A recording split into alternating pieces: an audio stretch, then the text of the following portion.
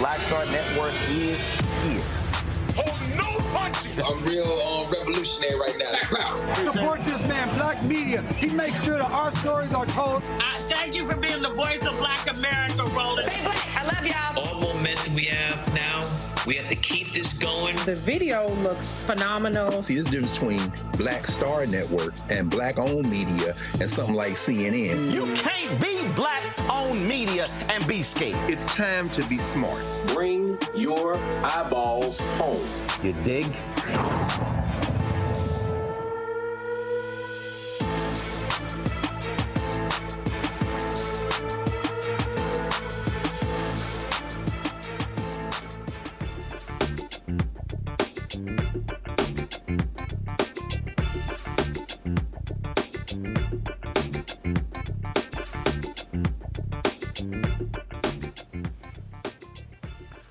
Today is Friday, January 26, 2024. Coming up on Roland Martin Unfiltered, streaming live on the Black Star Network from Toledo, Ohio. Folks, Donald Trump slapped with a $83 million judgment in the case of E. Jean Carroll. He had already been found responsible for sexually assaulting her. He lost the first trial. Now he lost again. Every time he opens his mouth and trashes her, she's going to take him to court. Oh, he is not happy about that. The International Court of Justice falls short of calling for a ceasefire between Israel and the Palestinians over the battle in Gaza, but they also make demands of Israel. We'll tell you about those as well. A Trump-appointed federal judge is blocking the enforcement of Title VII of the Civil Rights Act against Cancer Alley in Louisiana. We'll talk to an advocate about how awful that decision is. Also, last night, Alabama put to death a man with nitrogen gas for the first time. Now, Louisiana's governor, Jeff Landry, he wants to lift the ban on executions in that state, and so we'll talk about that as well. Folks, that and more, a lot of stuff I want to cover on today's Roland Martin Unfiltered on the Black Star Network. It's time to bring the funk. Let's go. He's got it. Whatever the miss, he's on it. Whatever it is, he's got the scoop, the fact, the find. And when it breaks, he's right on time and it's rolling. Best believe he's knowing. Putting it down from sports to news to politics. With entertainment just for kicks, he's rolling. It's on go, roll, roll, y'all. It's Roland Martin, yeah. Rolling with Roland now. He's funk, he's fresh, he's real, the best, you know he's Roland Martin now.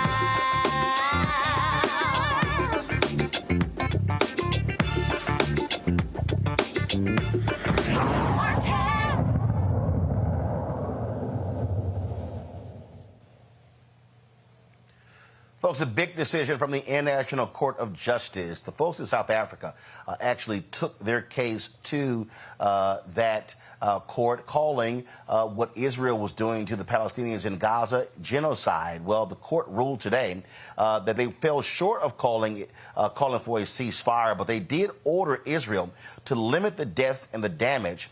But again, they stopped short of calling for a ceasefire between the two. The health ministry in Hamas-run Gaza said more than 26,000 people have been killed and more than 64,000 have been wounded since Hamas attacked Israel on October 7th. And of course, now South Africa accused Israel of genocide and asked the World Court in The Hague, Netherlands, to impose interim measures as the case proceeds. Folks, if we could play the video, do we have the video of the ruling from the court that was read in the court? If so, let's play it. All right. So if we could get that, please, because I want to, so you can hear what the court said. But right now, though, I want to go to Mark Thompson. He's the host of Make It Plain Daily. Mark, you have been very much involved in a lot of efforts all across this country, calling for a ceasefire, demanding Israel cease the attacks on Palestinians. Your thoughts on this decision today? Well, it's a big decision, and thank you for having me, Roland, in spite of the jersey you're wearing. This is a big decision. It is not a ceasefire, and I'm not certain that the International Criminal Court has the authority to say that in that way.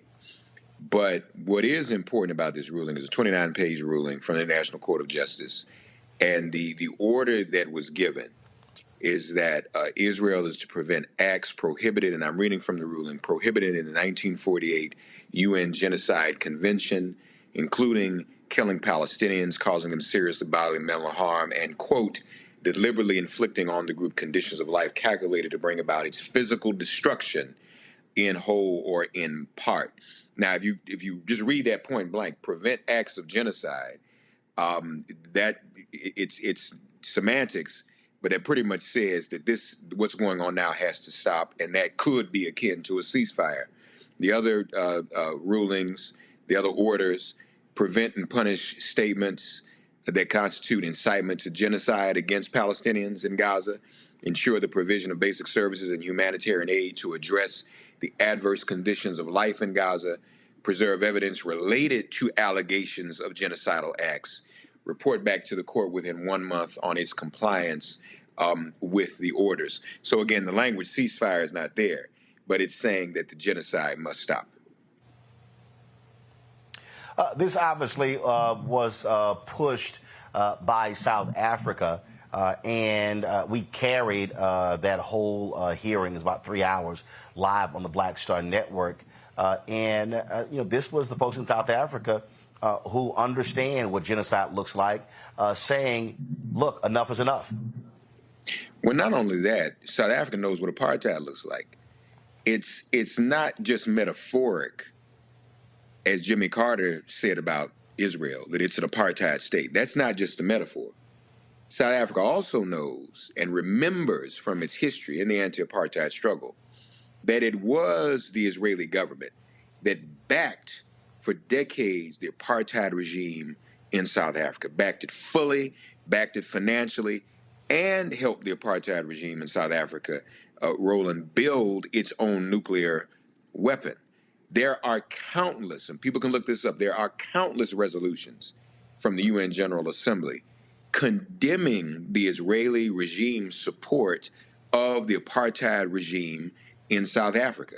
So Israel was literally supporting an apartheid regime. So it's not a leap, one, for South Africa to recall that and demand accountability, nor is it a leap when people like former President Carter and others describe what Israel has been doing since the 40s to the Palestinian people itself is a form of apartheid, because it was an apartheid ally, it was an apartheid tool. So the question now is, what happens next? There's some speculation that there'll be another vote in the UN Security Council, and I know you've been talking about this politically. The risk for the Biden administration. You've got the state of Michigan, you've got young voters, millennial Gen Z voters that are watching what's going on in Gaza, that are protesting at the White House, saying that Joe Biden needs to get out of this, needs to stop supporting Israel. He himself needs to demand a ceasefire. To be fair, the Biden administration has started talking more and more and making demand of a two-state solution. In fact, it's been reported that Biden met with Netanyahu, who not only said, you are bringing harm to your closest ally, and you may cost me an election. I'm paraphrasing what Joe Biden allegedly said, to which Netanyahu responded, I don't give a damn. So it's not in the best interest anymore for this government to veto or vote against, once again, any call for a ceasefire or anything close to what the International Criminal Court is demanding in the UN Security Council. It would do well for the Biden administration to wake up, as Prime Minister Trudeau of Canada has done, as the Prime Minister of Britain has done, as the President of France has done, and so many other countries are saying this has to stop. And even more and more members of Congress.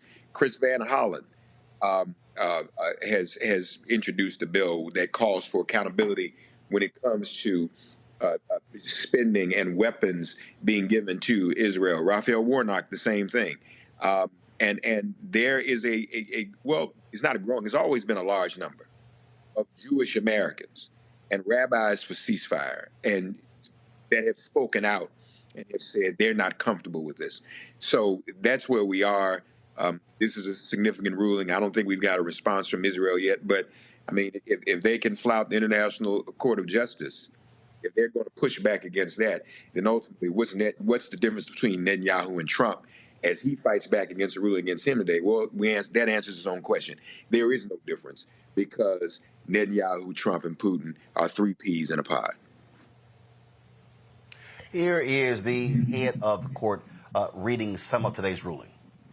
Considers that, with regard to the present situation, Israel must, in accordance with its obligations under the Genocide Convention, in relation to Palestinians in Gaza, take all measures within its power to prevent the commission of all acts within the scope of Article 2 of the Convention, in particular, A, killing members of the group, B, causing serious bodily or mental harm to members of the group, C, deliberately inflicting on the group conditions of life calculated to bring about its physical destruction in whole or in part, and D, imposing measures intended to prevent births within the group. The Court recalls that these acts fall within the scope of Article 2 of the Convention when they are committed with the intent to destroy in whole or in part the group as such. The Court is also of the view that Israel must take measures within its power to prevent and punish the direct and public incitement to commit genocide in relation to the members of the Palestinian group in the Gaza Strip. You know, Mark, I saw something the other day where someone has suggested that Israel can never be charged with genocide because of the history against Jewish people. That really makes no sense whatsoever to suggest that because of what took place in the Holocaust that they can't commit genocide. I mean, you can. And so then you have the stories coming out about this tension between, as you alluded to earlier, Biden and Netanyahu about going too far. Here you have Netanyahu coming out saying absolutely he's against a two-state solution, where the United States is like, wait a minute, that's always been our official position. And so, you know, President Biden, the United States, does not obviously want to break with Israel, but there's going to have to be continuing pressure put on them to cease. We had the bombing the other day of an aid area, and so people are saying, wait a minute, these are people who are going to safe ground, and you're attacking them there as well. And so how do you see this ruling impacting or putting additional pressure on the United States to say, Israel, you're going to have to back off? Yeah, I think it does put greater pressure on Israel. I think it puts even greater pressure on the United States. Here's the test, though. Israel, again, what Netanyahu said to Biden, I don't give a damn. They seem not to. That's one issue. The United States has to. Biden has to. This is an election. So he has to give a damn. He's got to do something about it. I took note, and I'm sure you did as well, Roland, when he was being protested at Mother Emanuel at the church in Charleston, South Carolina. Biden got a little defensive. And he all but said, look, folks, I'm trying to do something here. I'm trying to work this out. He wasn't immediately dismissive of even what the protesters were saying and calling for a ceasefire. I think he and Tony Blinken get it and get the political risk with this. So, you know, Israel, Netanyahu's on the ropes. There is no indication whatsoever that he will be reelected if and when there's an election. He's using this war as somewhat of a cover. But so whatever he's going to do to preserve his political hide. He doesn't care about Biden's political hide. But if Biden keeps that wagon hitched, it may very well harm him. And we've got, obviously, bigger things. We can't go back to Trump. We can't do that. But we can't credibly say to millions of voters, let's just give Biden a pass. So we got to figure out a way to walk and chew gum at the same time. And if Biden was smart, he would see what's happening in the streets. He would see the demands for a ceasefire as really better political advice and calculus than his own consultant class is charging him $1 million is giving him.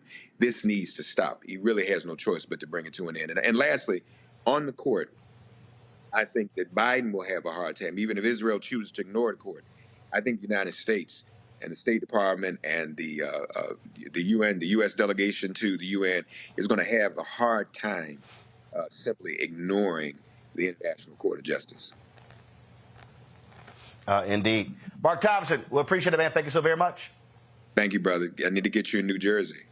And that's not going to happen because, you know, my Astros completely own your Yankees. So, Juan Soto. You know, I mean, I know it pains you. Juan Soto. No, it pains you immensely to have to see this jersey, but we'll kick y'all butt again come this year's baseball season. Juan Soto will be batting second. Aaron Judge will be batting third in the lineup now. It's a wrap. So y'all pray for Roland. I done heard that before. Okay, so trust me, y'all be losing us again. So just go ahead and suck it up. We own the Yankees. The Astros own the Yankees. Just letting you know. All right. You Love and you, Spike brother. Lee continue y'all Yankee tears. All right. Appreciate it. Thanks a lot. Folks, got to go to a break. When we come back, we'll chat with our panel about this issue. Also talk about this huge judgment Trump was slapped with. Oh, he's responded, but y'all notice he kept E. Jean Carroll's name out of his mouth this time. Every time he mentions her, she gonna take us behind the court. Oh my goodness! In the words of the great singer from West Virginia, it's a lovely day. You're watching Roland Martin Unfiltered on the Black Star Network. We just have one of the oldest cultures that's desperately needed for mutual salvation. That's the consciousness. We have the keys in our roots to save mankind. We get to see the condition of other countries, other oceans, other cultures. And if we believe in God, a lot of us do, He's telling us if you don't get rid of that stuff that makes somebody superior or inferior and work together for the mutual salvation, everybody's gone.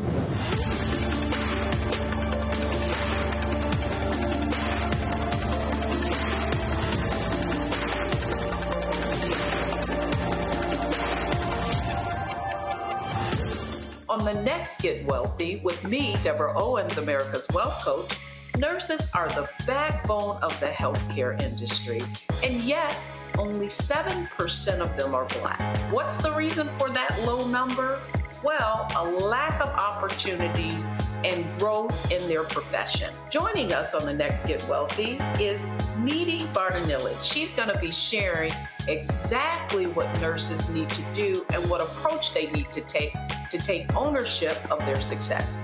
So the Black Nurse Collaborative really spawned from a place and a desire to create opportunities to uplift each other, those of us in the profession, to also look and reach back and create pipelines and opportunities for other nurses like us. That's right here on Get Wealthy, only on Black Star Network.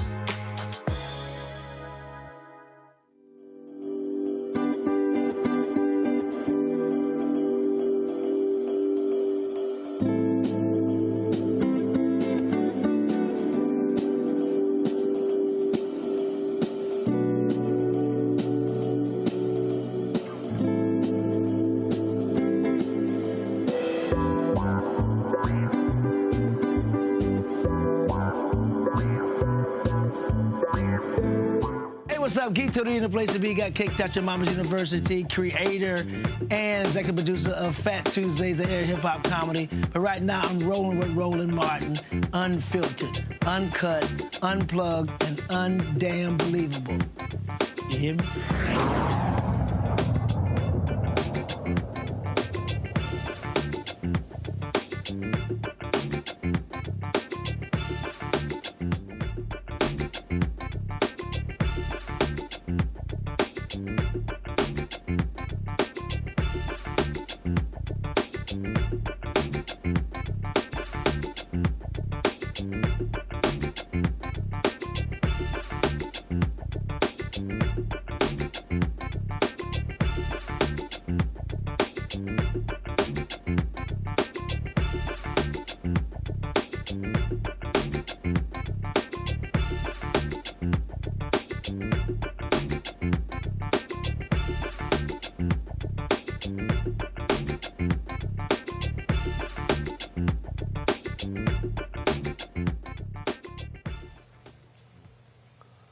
All right, folks, my panel on today's show, joining us is Michael Imhotep, host of the African History Network show out of Detroit, Kayla Bethea, communication strategist out of D.C., Matt Manning, civil rights attorney coming out of Corpus Christi, Texas. All right, glad to have all three of y'all.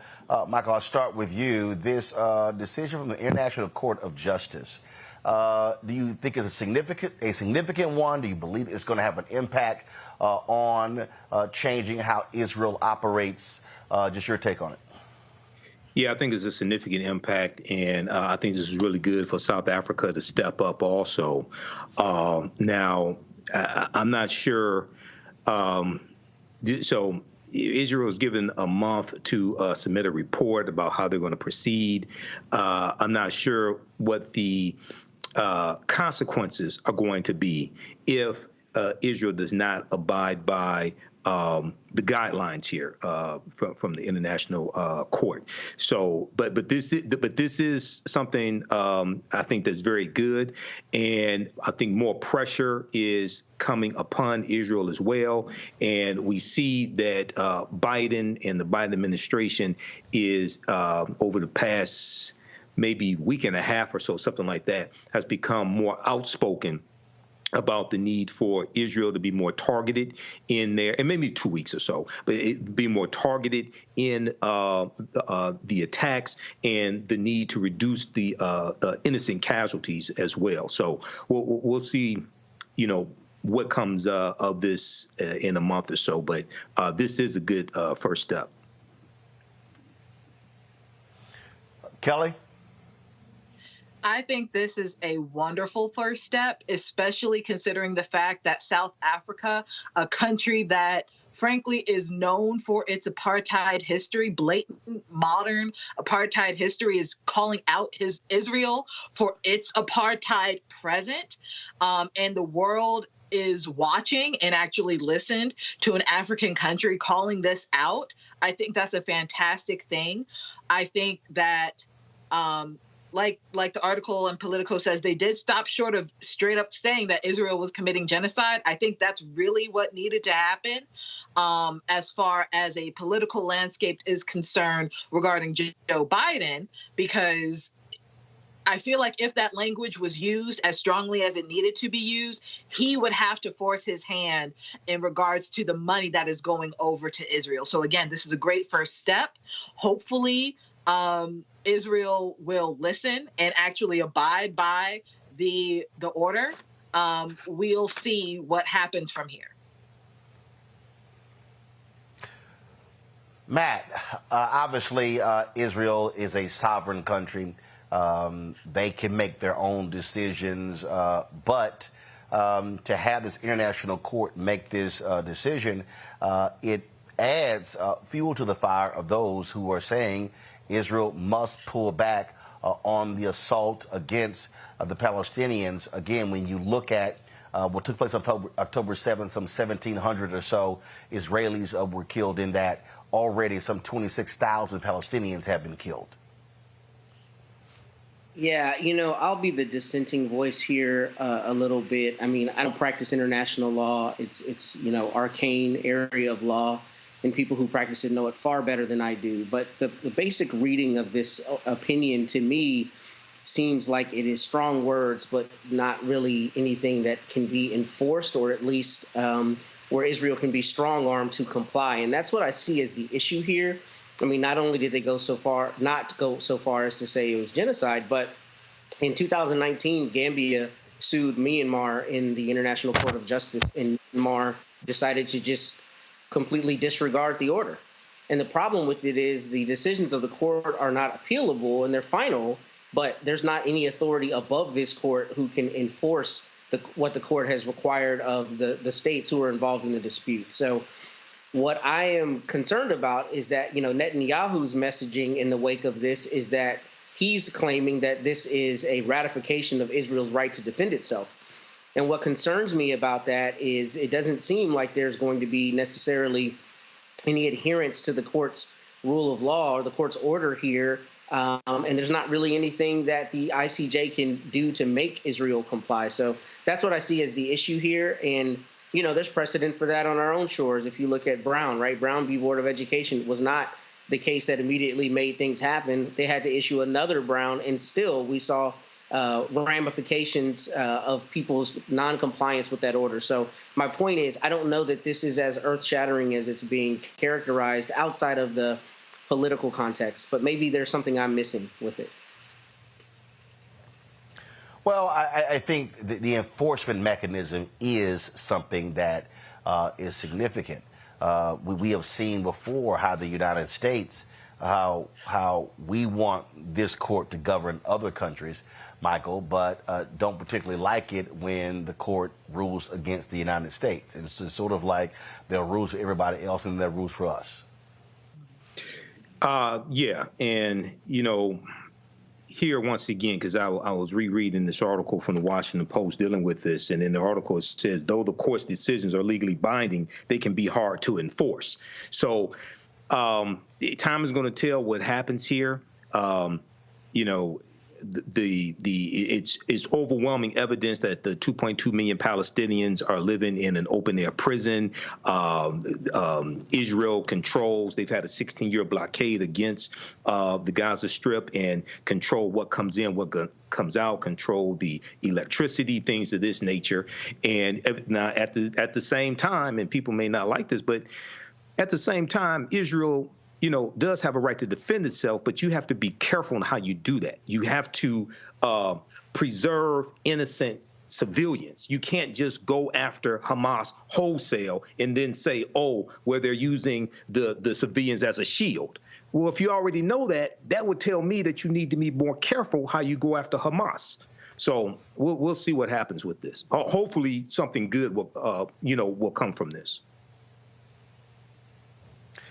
Well, again, I think what this does, Kelly, again, for those people who have been raising the issue about the need for a ceasefire, this gives them more momentum to be able to make the argument, to have this official body come with this decision, as opposed to saying, well, this is just our view. They're able to say, hey, this is what this international court, they've examined this whole deal, they've studied it, this is now what they've had to say. And so there are other governments out there that could also put pressure when you talk about the French, when you talk about the UK, Canadians, and other countries as well. I think that it's very interesting it is interesting to me in a very rhetorical, sort of sarcastic way, that the only people in the world who are agreeing with Israel right now, by and large, are Western organizations who have specialized and capitalized on colonialism, right? And that says a lot, because this isn't the first international body that has basically told Israel to stop. The UN has told Israel to stop. Several international organizations have begged Israel to stop. Ireland has said on their parliament floor, stop. Everybody except the U.S. and countries rather, like the U.S. in that they are westernized or specialize in colonialism, or they really want some oil, whatever the reasons may be. And it's very few of these countries, right? They're just major players on the world landscape. Those are the only ones who are saying Israel's doing okay. Israel's doing what they're supposed to do. Israel's just defending itself. 20,000 civilians dead and basically no Hamas captured is not a defense. That's slaughter. That's a genocide. And the reason why it needs to be said that way is because words matter.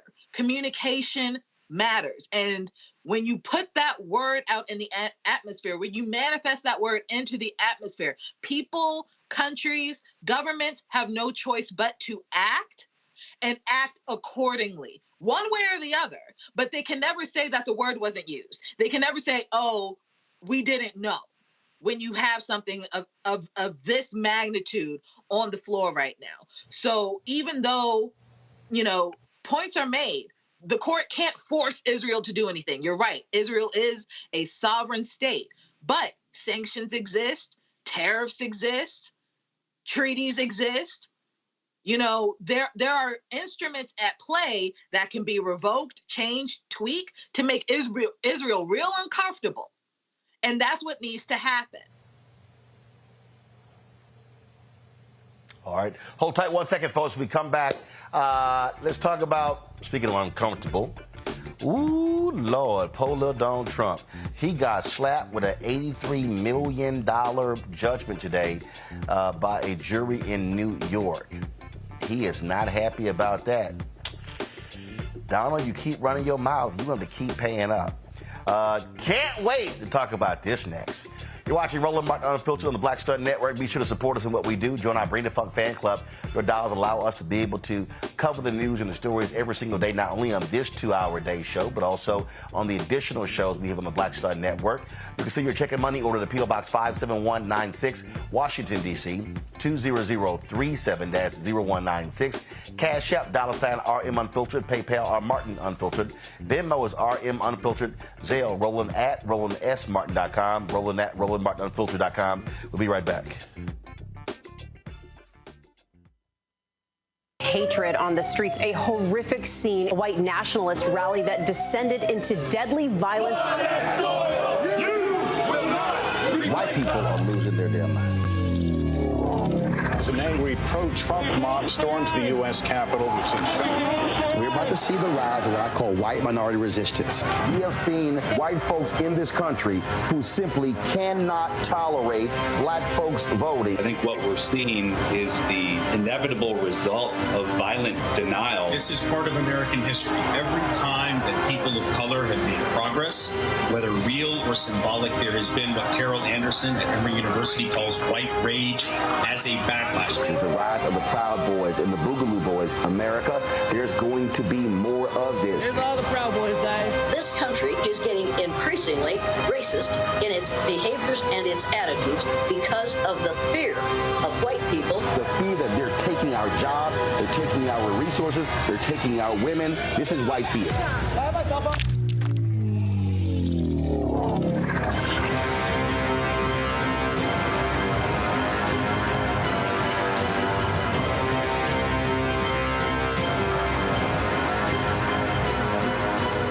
On the frequency, we have an incredible conversation with my guest Nadira Simmons talking about her new book, First Thing First, Hip-Hop Ladies That Changed the Game. The founder of Gumbo Net tells us the stories behind the women in hip-hop, starting with the first woman that promoted the hip-hop party to Megan Thee Stallion. There's even a chapter on me. That's next on the frequency on the Black Star Network. Hey, what's up, y'all? I'm Devon Frank. I'm Dr. Robin B., pharmacist and fitness coach, and you're watching Roland Martin Unfiltered.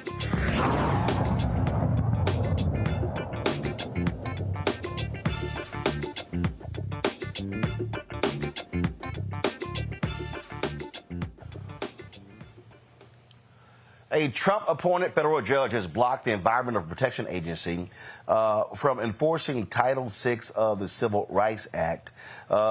This is disparate impact requirements as it relates to Louisiana agencies involving Cancer Alley.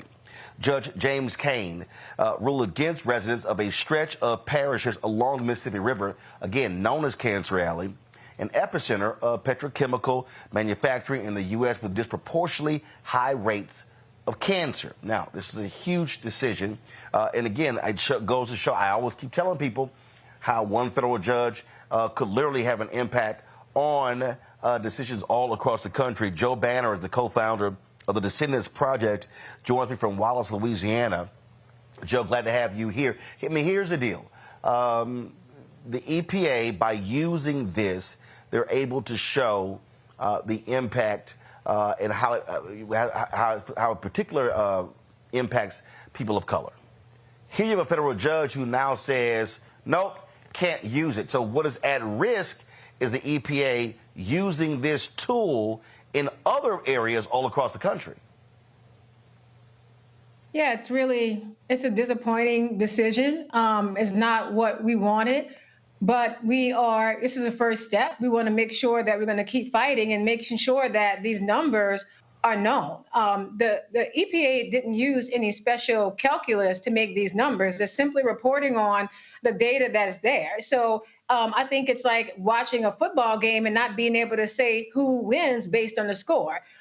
So we really want to make sure that these numbers, no, they're not, we don't want to ignore them. The point is to improve them. And that way, we wouldn't have to be embarrassed by the numbers if that's what it is. But anyway, I just think that it's really important that we keep on fighting. We keep on making sure that these numbers are reported and ultimately utilized to make these important decisions. What is next? Obviously, there's going to be an appeal of this decision. Right. We're going to keep fighting. We're going to make sure our advocacy won't stop. We are the groups that are involved in this, like myself and other groups who are, by the way, we are community members who happen to be advocates trying to support our communities. A lot of times it's framed as we are just these advocates who have no connection to the communities, but we do this because we want to see our communities survive and not have to deal with asthma and cancer and other diseases. So we will get together with our legal representation and come up with the next step. We know these fights are often multiple steps, and we're all prepared to go the full round. You have a Supreme Court case that they had oral arguments about a week ago that will also have an impact in terms of government agencies being able to make decisions in so many different areas. You've had big major companies who've been trying to roll back an aggressive environmental protection agency. And so not only are y'all fighting these major companies there in Louisiana, this is happening all across the country where companies do not want an aggressive EPA under Democrats. Whenever Republicans get elected, their whole deal is, hey, let big business do whatever they want. Right, and big business doing whatever they want is the reason why you have areas like Cancer Alley, and the reason why we're seeing the impact of climate change in our communities. And one thing, too, when we improve our area, it just doesn't stay with us. It actually goes to everybody. The air doesn't choose to be good for Republicans and be bad for Democrats or vice versa. So whatever work we do regarding climate and environmental justice, it ultimately helps everybody. So it's not the big businesses. We are pushing back, and we have good headway behind us. So we're going to keep on that momentum of winning. But it's a big battle. It really is. I've been fighting battles like this since I was 10 years old. So the good thing about it is that this is not a novelty to us. We've been doing it for a long time, and we're prepared to take on big business, and we have successfully. Give people an understanding of why this area is called Cancer Alley. This area is inundated with petrochemical companies, with other pollution-causing industries, such as the grain industry. It's all concentrated within an 85-mile stretch between New Orleans and Baton Rouge. Our area had a high density of plantations, and plantations provided the ground and access to the river that these petrochemical industries could ultimately utilize to pollute us. So we have just an intense amount of pollution, air pollution, land, water, all of that. And we're seeing that indicated we say Cancer Alley, but there's really other ailments that we have to deal with as well. So we just continue to really ultimately stop this system of enslavement that's continued since the 1700s and now is manifesting as the pollution through petrochemical companies and other polluters along the river. And for folks who don't understand, when we were railing against the lack of black folks voting there in Louisiana, your current governor, Jeff Landry, he was the one who sued to stop this disparate study when he was the Attorney General of Louisiana. So it's not like y'all have a friend in the governor's office when it comes to trying to stop what is going on there. Right, it definitely could be a better situation for us. But one thing about it is that it's good. This is a good time for us to strategize and for us to gather together to see what do we do when we have someone who is fighting against the improvement of our community or the health of our communities. So I look at this time as it's a learning experience. We also know this is not the first time we're dealing with a political figure who may be against what we want. So we are going back in the past. We're finding out what worked. We are already talking with a lot of people who've been in the movement for a long time. And I think most importantly, we don't panic. We don't panic. We just make sure we find out, we know our game plan and move forward with that. And the ruling is weird because the judge says that pollution does not discriminate, and that, quote, if a decision maker has to consider race to decide on enforcement, it has indeed participated in racism. Okay, now the reason that's crazy is because the National Minority Equality Forum says that 56% of communities of color live within 3 kilometers of a site producing carcinogenic waste in reserve in St. John the Baptist Parish. Cancer risks are 50 times the national average. So what we know with environmental racism, a lot of these places are located where there are poor Black and brown people. Yeah, absolutely. And these numbers, we're not celebrating because we have these numbers. This is not a spot that we want to be in as, Black community or community of color. But what can explain this? If there's another reason for these numbers, and I wish somebody would give me the reason of why it just coincidentally seems to impact communities of color like ours versus not. So until they can give us that explanation, which no one has, then we have to look what's around us.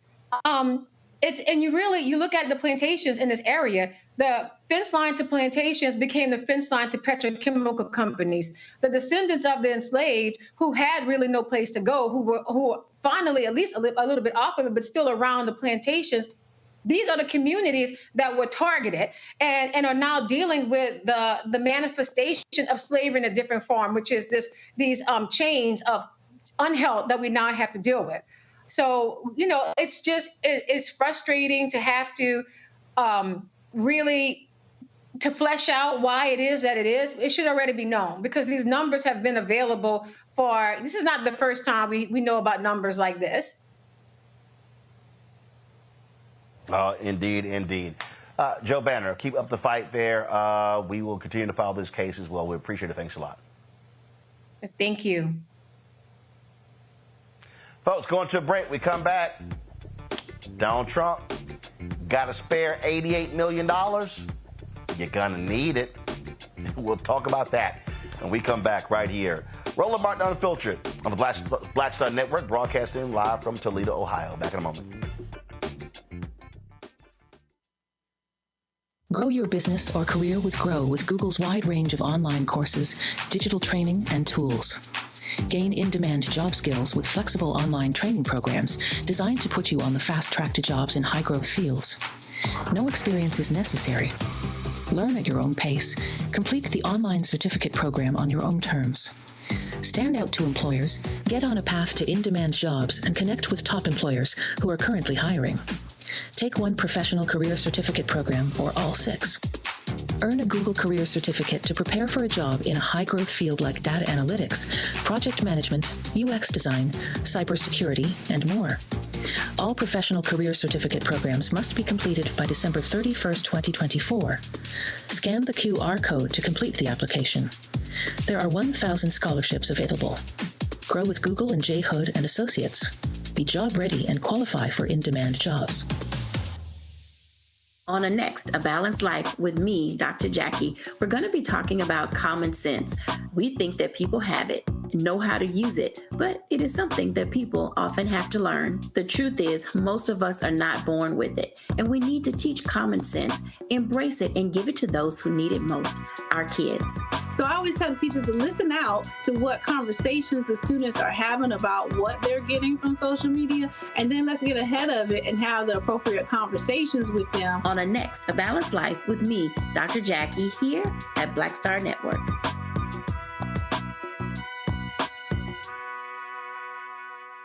Hey, what's up? It's Sammy Roman. Hey, it's John Murray, the executive producer of the new Sherry Shepherd Talk Show. It's me, Sherry Shepherd, and you know what you're watching, Roland Martin Unfiltered.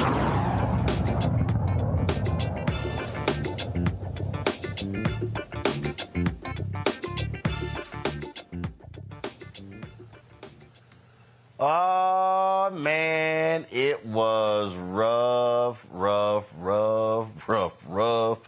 for Donald Trump today, folks. A jury was determining damages with regards to the case of E. Jean Carroll. Now, y'all might remember, Trump actually was found liable for sexually assaulting her a few months ago, okay? Judge ordered him to put up a $5 million bond. Well, Donald Trump, he kept trashing her. He kept saying she was lying. So she said, okay, let's bring your ass back to court. Well, today, the jury went off, okay? They hit him up for $18.3 million.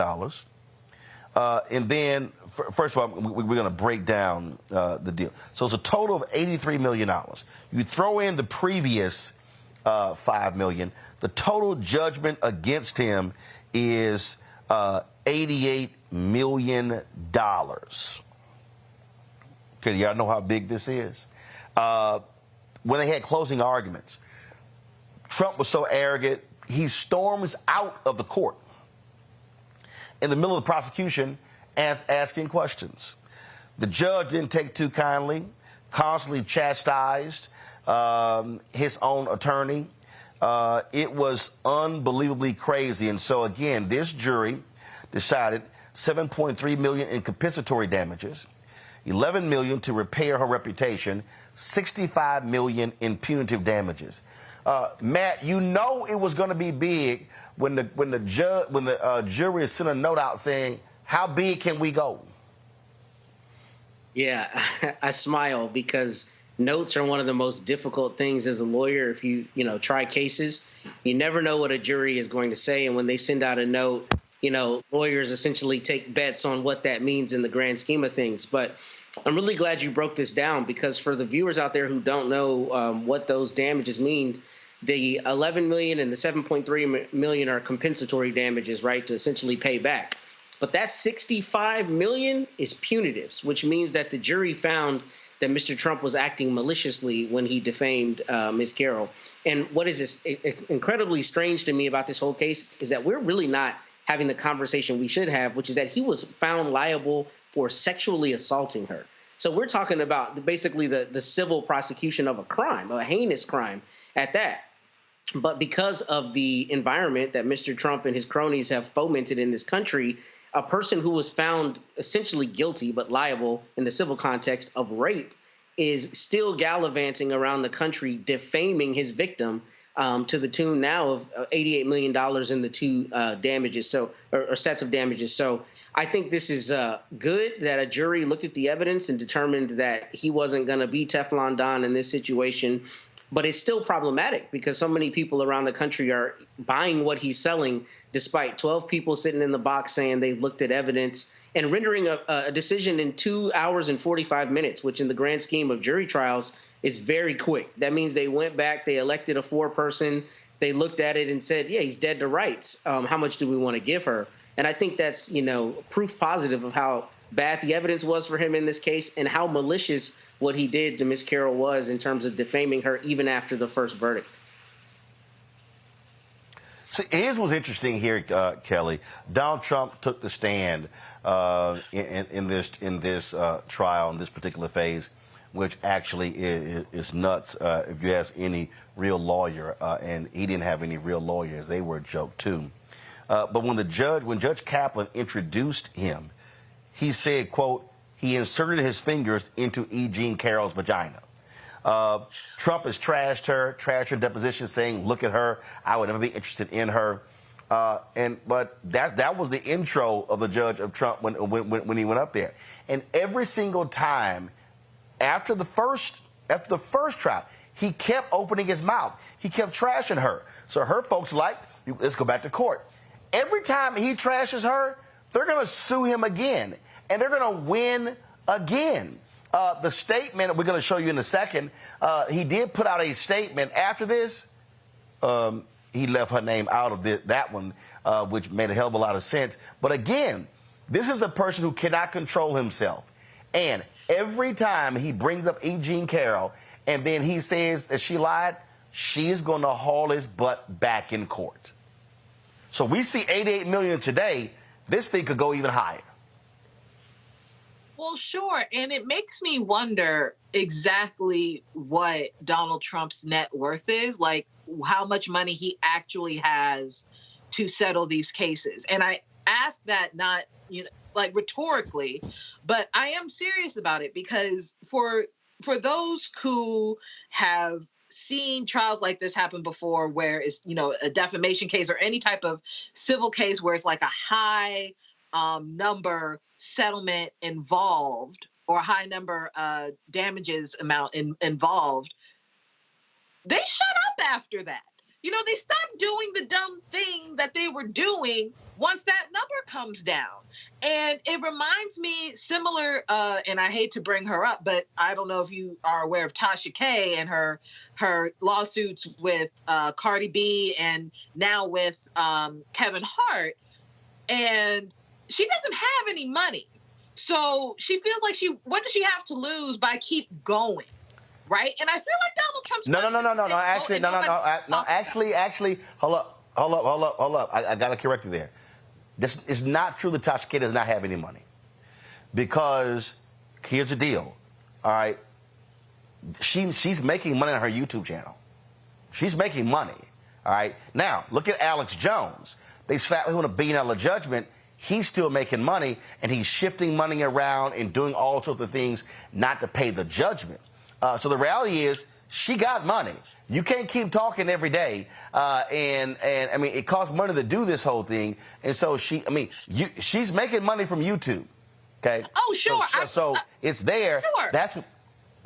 So she can, and that's what they're going after. And now Kevin Hart is going after her as well.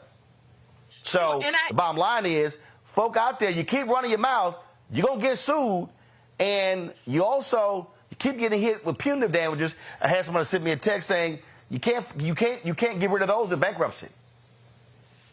Right. My point being is, I'm not saying she has absolutely no money whatsoever. That's not my point. My point is exactly how much do these people have and to be confident enough to keep talking, or maybe it really is just the ego that propels them to keep going. I think the latter. Oh, it's ego. It's all ego. It's all ego. Yeah, I think the latter is really the issue.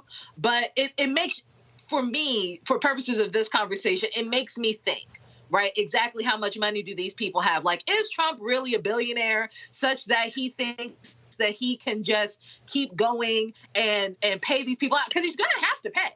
I'm not doubting that he has 83 million. What I'm doubting is that he has, X amount billion, right? Because it feels like his campaign is paying for these things. His supporters are paying for these things. I don't know how much money he has. That's my point. Well, here's the deal. He's got assets, and Michael, he keep running his mouth. He may have to unload them. Yeah, and keep in mind, we're still awaiting. We're still awaiting the other New York case that could determine he can't do business again in New York State. Exactly. And we know State's Attorney General Letitia James is asking for $370 million in damages. OK, so if that's awarded, OK, hypothetically, if that's awarded, plus this 83 million. Okay, 83.3 million. So you're talking about over $400 million. Now, in the deposition, a video deposition for this case, Trump said he had assets of $400 million, I think it was, as well. Cash, about cash, $400 million. So he's in a world of trouble. And he's still dealing with 4 criminal trials. And one of those criminal trials most likely is going to happen, not all 4, but one of those criminal trials is going to happen before the November election as well. So we need to be vigilant. E. Jean Carroll deserves this. And yes, today when Donald Trump posted on Truth Social, he didn't mention her name, but that's not going to last. He's going to go back to being stupid Donald. He can't help himself. OK, what we need to do is make sure we put him out of his political misery and make sure he does not become president again November 2024. Oh, absolutely. And listen, I want him to go crazy. I mean, and she is driving him crazy. Again, Matt, the man can't control his mouth. If he trashes her again on Twitter, on Truth Social, in a rally, her lawyers are going to be like, we're going back to court, baby. And you know what's interesting about this? People may know this, but when it comes to defamation of a public person or a public figure, you have to have a level of malice in order to be found liable for defaming them. And I think the inverse is actually working against Mr. Trump here, because he has such an enormous platform worldwide that, as the jury's, evidenced in their damages award, that, there's clear malice if you are clearly attacking a person and you have the platform that he had. So it kind of works in the reverse, as would be the case if someone brought a case against him. But yes, her lawyer should take him back to court because it's obviously malicious. And what I think is so important about this case that we haven't really talked about explicitly is so many of our conversations about Mr. Trump are prospective. What's going to happen? How are people perceiving this? All of that. But the beauty of this is 12 people in New York seated in the box looked at evidence and determined he was liable, looked at evidence and determined, the judge, at least in the other case, that he committed the fraud. And I think that becomes important because he can no longer spin it to say this is just a witch hunt, this is Mr. Biden, this is whatever. No, this is the people, especially from a populist like him, right? These are the people whom I want to represent, who I'm telling you are in my corner, and they're looking at the evidence and rendering decisions that I'm liable and hopefully in a few months here guilty of criminal offenses. And I think that's important because I think that will start to hopefully turn the tide with some people who are still buying what he's selling and recognizing that their fellow Americans are not buying it in the confines of the courtroom. Well, something is crazy when the judge, Kelly, tells the jurors, my advice to you is don't tell anybody you served on this jury. They actually protected the names of the jurors from the public, from each other. This basically was like a mob case. That was exactly what the judge knows. The judge knows that the MAGA idiots will be having death threats against every single one of these jurors. Yeah, it's sad because your analogy to a mob case, that's exactly what I was thinking when I heard that. And it's sad because you have to go back to the fact that this man is running for president of the United States. Let's just say, hypothetically, you got somebody on that jury who's a Trump fan, who actually wants him to be president. You want to be afraid of your leader to the point where you can't give him, frankly, basic information and trust that it'll be protected just by way of being a presidential candidate, let alone, God forbid, the president of the United States. That blows my mind. Like, we still have to get back to the fact that this man is still trying to run this country terribly again, right? And that the court found it important enough and vital enough to take those measures in a jury trial. Because if I'm not mistaken, correct me if I'm wrong, was this judge also getting death threats? And was this the same case where the judge and their law clerk and their staff was already getting the death threats and they didn't want that to happen to the jury? Because that's happened on the Trump case before too. So the fact that they have experience with this and they didn't want that on the jury because God forbid again, potential president of the United States has a legion of losers to basically bully them into oblivion. That's crazy to me. And it's more importantly, it's sad. It's really sad. Mm-hmm. And of course, this is going to be totally ignored by, almost ignored by Fox News, Michael. But again, I think what this also says is, Trump, you just taking more L's, more L's, more L's, more L's. Yeah, Fox News may ignore this, but there's going to be a drip, drip, drip because this is going to go viral on social media. You have people, D.L. Hughley, you have others, Joanne Reed. This stuff is going to go viral on social media. This is going to be covered all this weekend into next week. Now, what's interesting is these black Republicans, especially the black male Republicans, who have just sold their entire soul to their newfound Jesus, Donald Trump, or Satan, however you want to put it, Senator Tim Scott, Byron Donalds, the rest of them. What's going to be interesting is what they say. Okay, and I want to hear Elise Stefanik out of New York, Republican out of New York, House of Representatives. I want to hear her comments on this also. But yeah, Fox may not cover this, but the MAGA Trump supporters are not going to be able to run away from this. This is going to continue to follow them. It's going to get worse. This is not going to be a hot boy summer for Donald Trump come this summer. This is not going to be a hot boy summer for Donald Trump. This is going to be the worst summer of his life. Summer. Hey. Not hot boy summer. I'm here for him losing more and more and more. And I Absolutely. It's the biggest L in November. All right, hold tight, folks. Got to go to break. We come back. Roland Martin Unfiltered right here, the Black Star Network. Support us in what we do, folks. Be sure to join our Bring the Funk fan club. Send your check and money orders to P.O. Box 57196, Washington, D.C., 20037-0196. Cash App, $RM Unfiltered. PayPal, R Martin Unfiltered. Venmo is RM Unfiltered. Zelle, Roland at RolandSMartin.com. Roland at RolandMartinUnfiltered.com. Be sure to download the Black Star Network app. Apple phone, Apple TV, Android TV, Roku, Amazon Fire TV, Xbox One, Samsung Smart TV.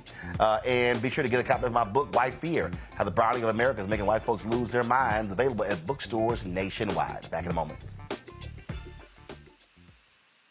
When you talk about blackness and what happens in black culture, we're about covering these things that matter to us, speaking to our issues and concerns. This is a genuine people-powered movement. There's a lot of stuff that we're not getting. You get it, and you spread the word. We wish to plead our own cause.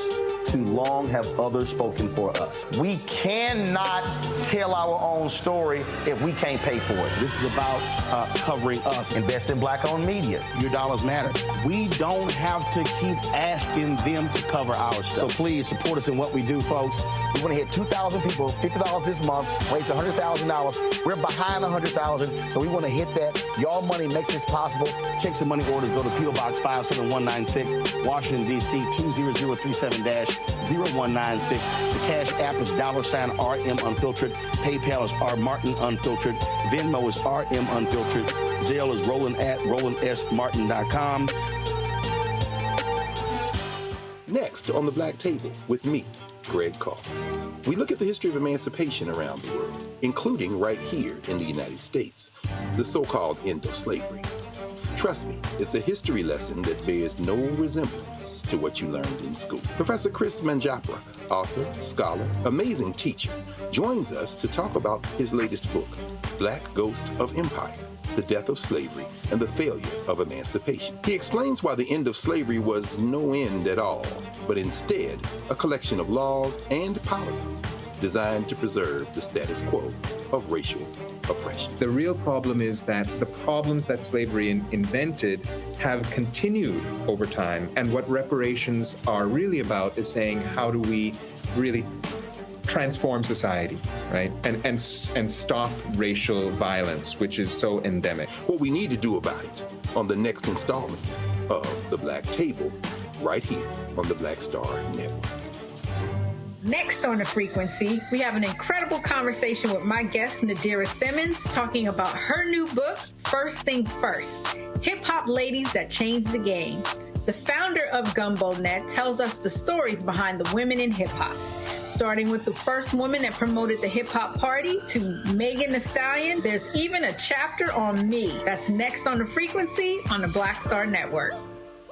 Hello, we're the Critter Fixers. I'm Dr. Bernard Hodges. And I'm Dr. Terrence Ferguson. And you're tuned in to Roland Martin Unfiltered.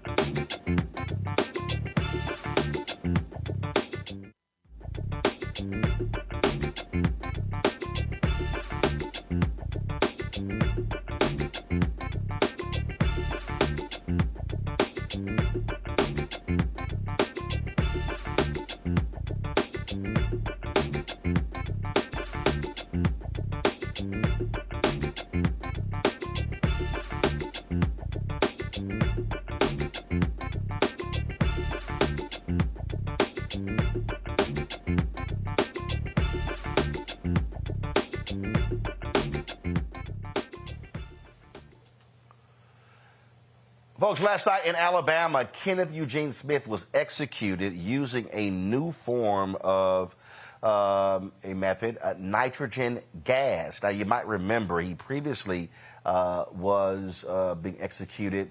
Huge mishap in that. And so they stopped executing, trying to find a different method. So Alabama last night chose to go using natural gas, nitrogen gas for the first time.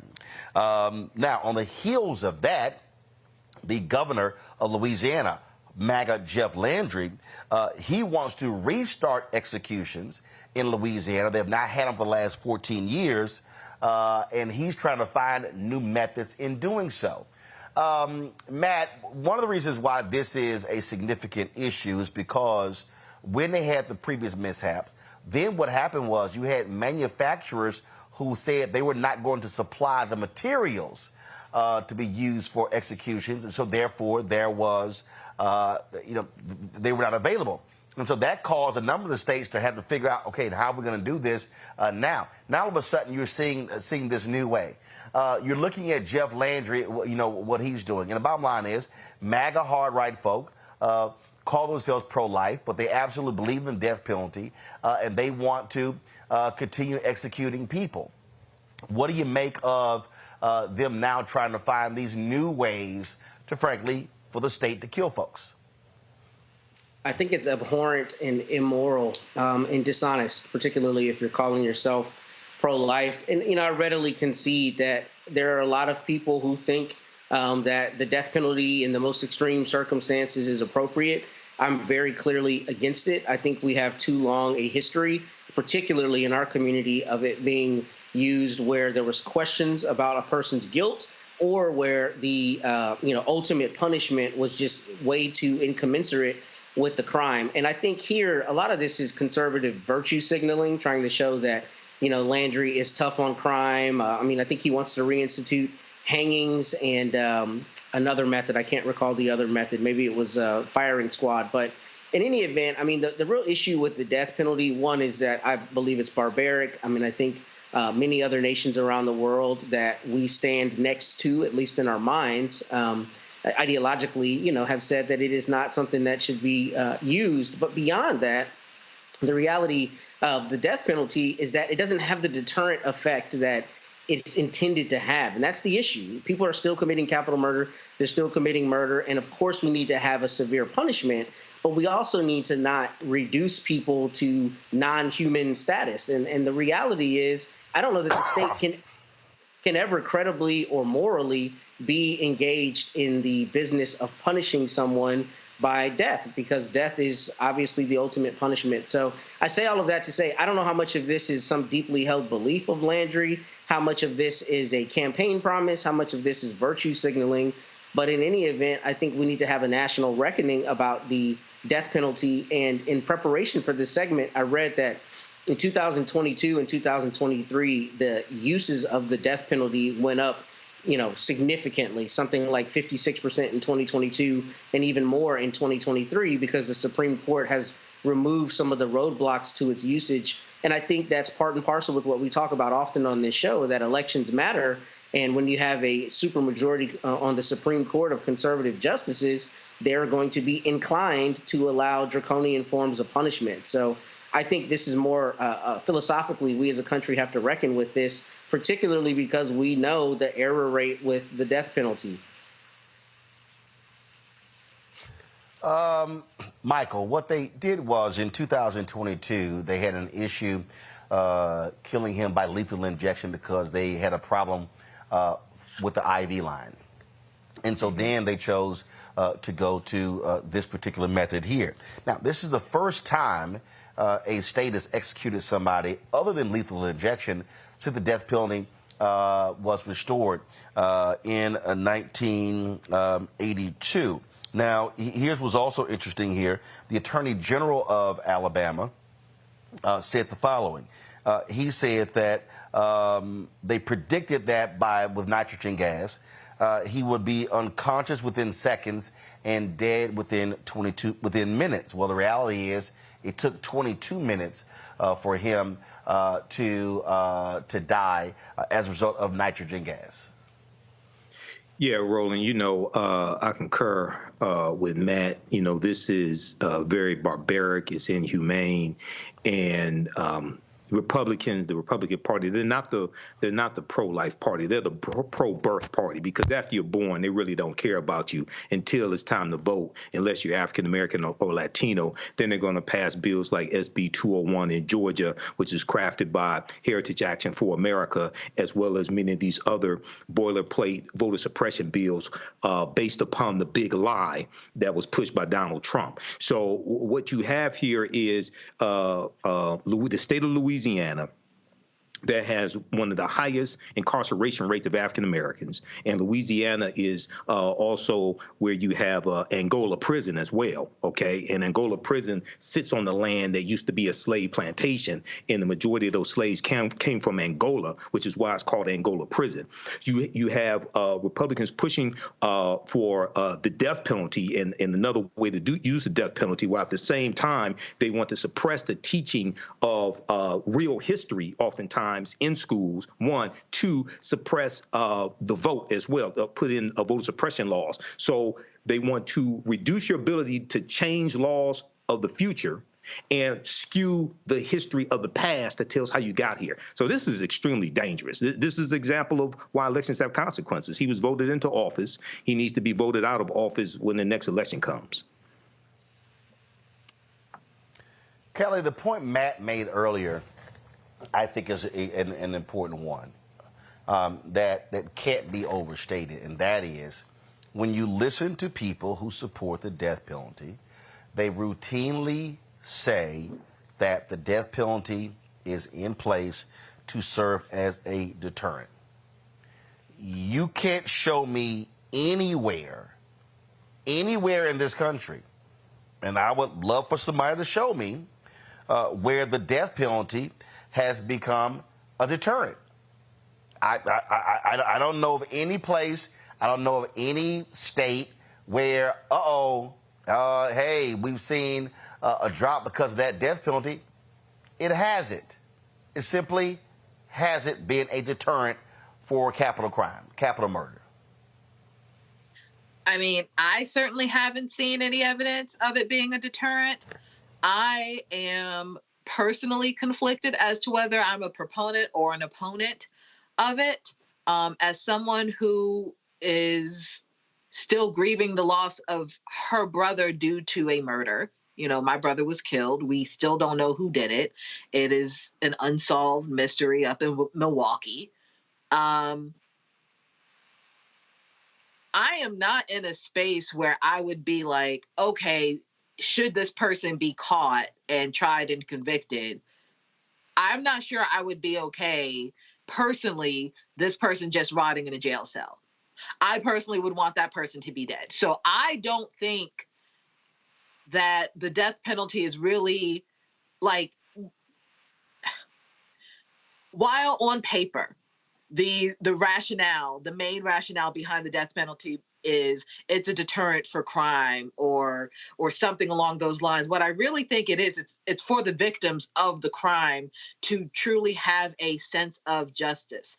That eye for an eye mentality still exists in our society today. It is very prevalent in our society today across the board in many different aspects, but specifically when it comes to violence.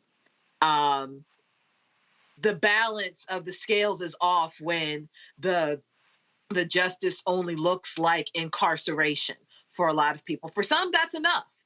As long as the person's not out there doing what they did to their loved one, that's okay for a lot of people. And I, glory in their spunk. You know what I mean? Like, I wish I could be that way. I am not that way. If I were to find the person who killed my brother on the street, I don't know if they would make it to see a trial. I will be completely honest with you. So I'm conflicted as to whether yay or nay, politically, on the angel on my shoulder knows all the right reasons, all the right things to say regarding the death penalty.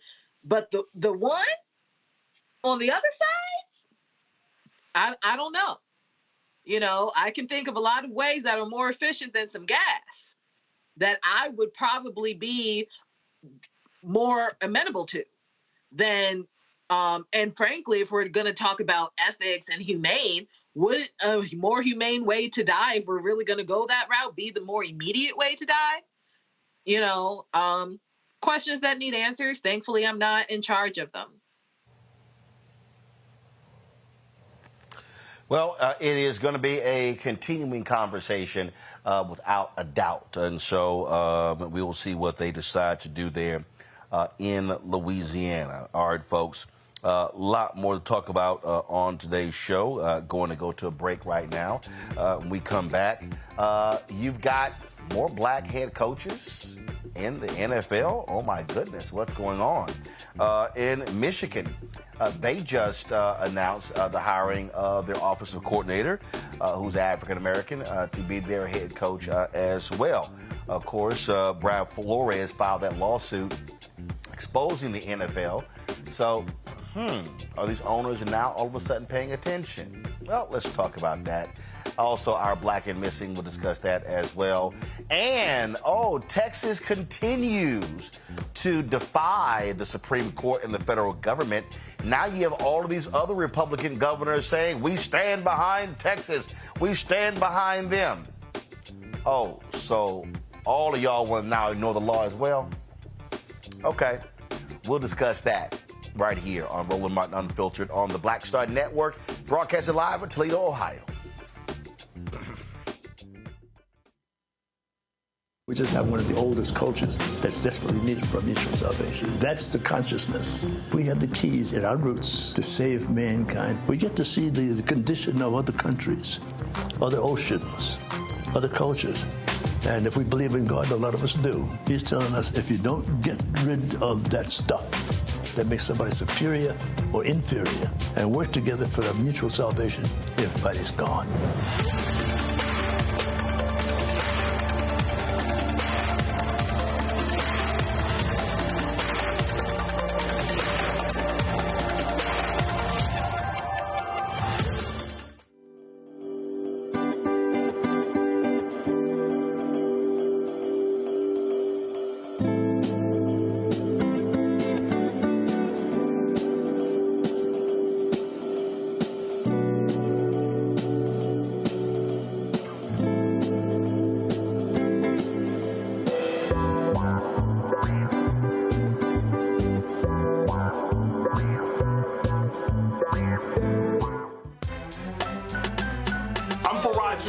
Live from LA.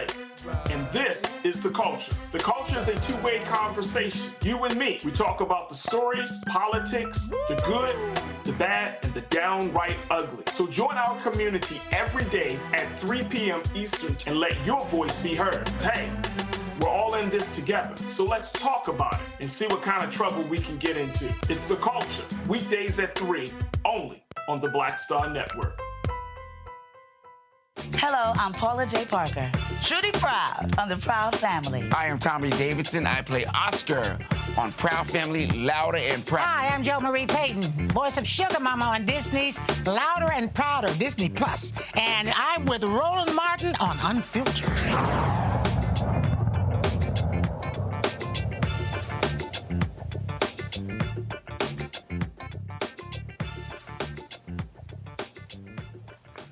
All right, folks, more Republican governors are lining up with Texas Governor Greg Abbott in his fight with the Biden administration over securing the border in Texas. You know, the governor, they put the razor wire, along the border there, and to prevent folks from crossing. Now there's a standoff where you have the Texas National Guard not allowing the Border Patrol to access the area, even though the Supreme Court ruled against Texas in this. So now what you have is all these Republican governors now sitting here saying, we stand with Texas. Texas has the right to protect itself. The thing that's crazy here, and this is what you're dealing with here, Kelly, you got people here who flat out, a so-called law and order, but now they want to ignore a Supreme Court directive. Okay, I then say, what the hell? Colleges and universities, ignore the Supreme Court's decision on affirmative action. Ignore any, hey, if you're a blue state, ignore, you know what? If you're a blue state, totally ignore the Supreme Court's directive in the Dobbs decision. You go right ahead with abortion in your state. The hell with them. And in fact, if you are a blue city in a red state, you also should ignore the Supreme Court and say, you know what, we're going to do what we want because y'all don't really mean anything. That's really what these Republican governors are saying. Roland, I hate for you to repeat yourself, but you broke up the first stanza. You were talking about the governors regarding the border. Yeah, I was talking about the governors regarding the border, and I was saying that these Republicans are now aligning with Texas on it, and they are simply defying the Supreme Court. I see. I mean, Republicans are going to have to make up their minds one way or the other, whether they want intervention from federal sources or whether they want a no man's land where every man for himself, like how the Confederacy was supposed to be, right? You can't have it both ways, but Republicans have done an excellent job at trying. The hypocrisy over there is real, but we'll see where the chips fall regarding whether they're going to ignore it or not. Hopefully there's some repercussions if they do.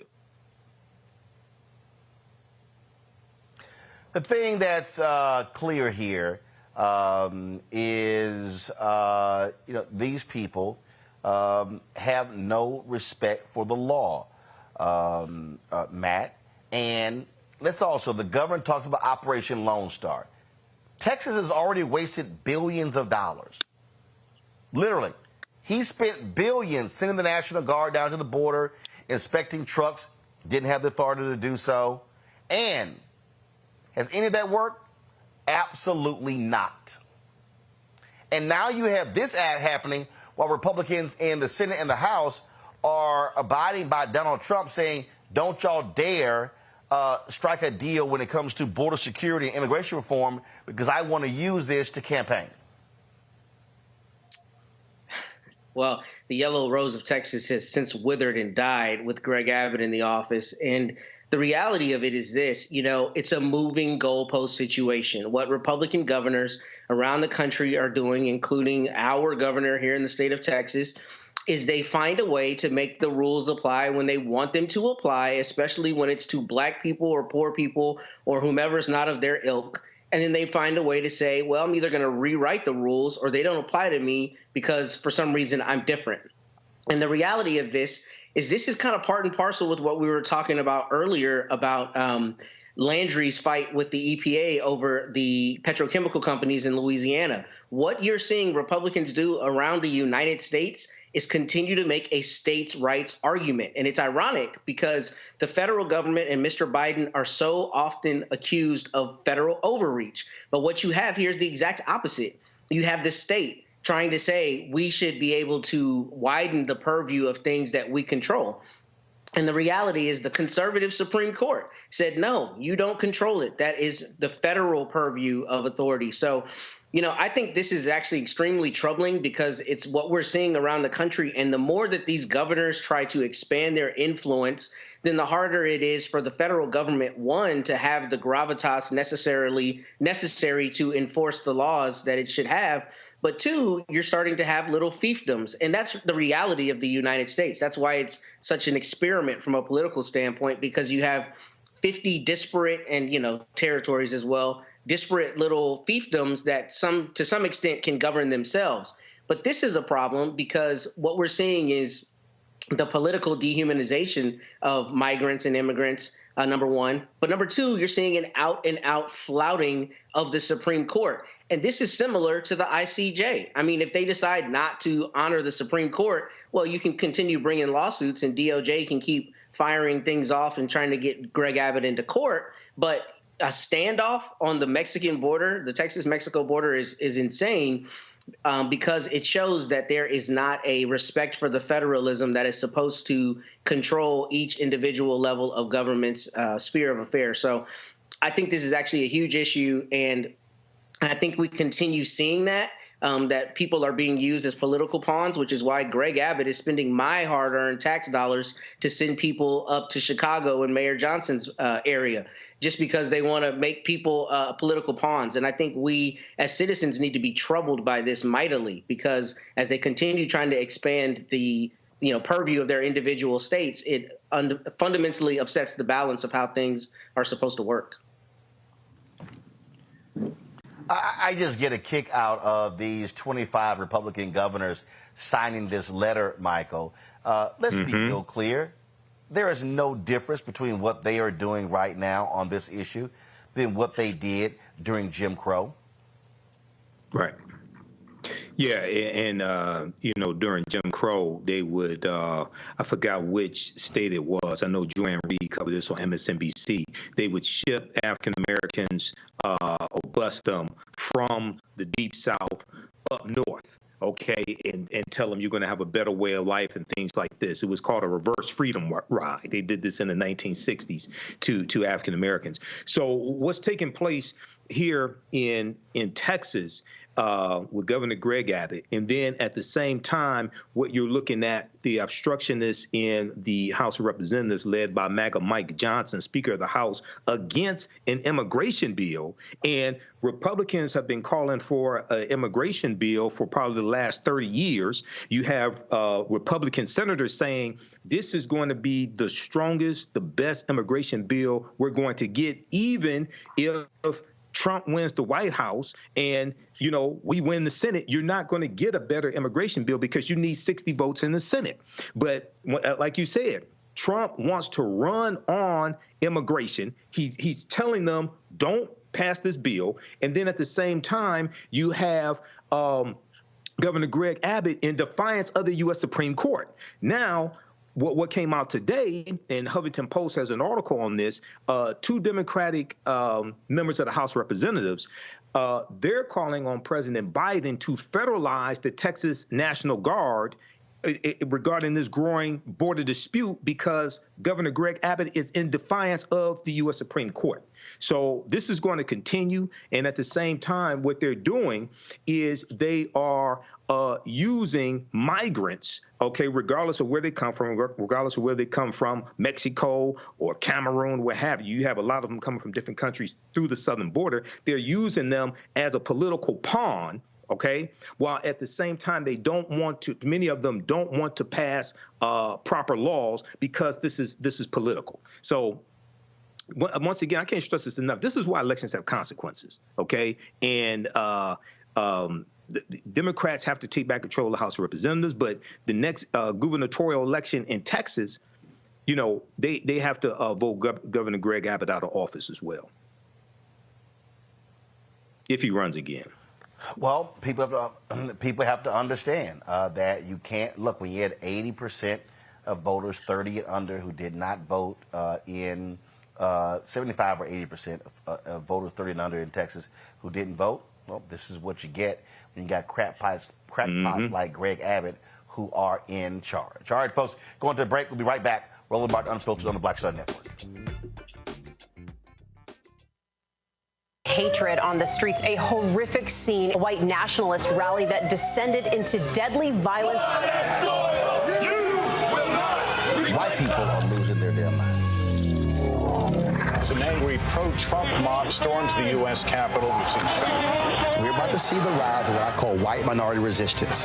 We have seen white folks in this country who simply cannot tolerate black folks voting. I think what we're seeing is the inevitable result of violent denial. This is part of American history. Every time that people of color have made progress, whether real or symbolic, there has been what Carol Anderson at Emory University calls white rage as a backlash. This is the rise of the Proud Boys and the Boogaloo Boys. America, there's going to be more of this. Here's all the Proud Boys, guys. This country is getting increasingly racist in its behaviors and its attitudes because of the fear of white people. The fear that they're taking our jobs, they're taking our resources, they're taking our women. This is white fear.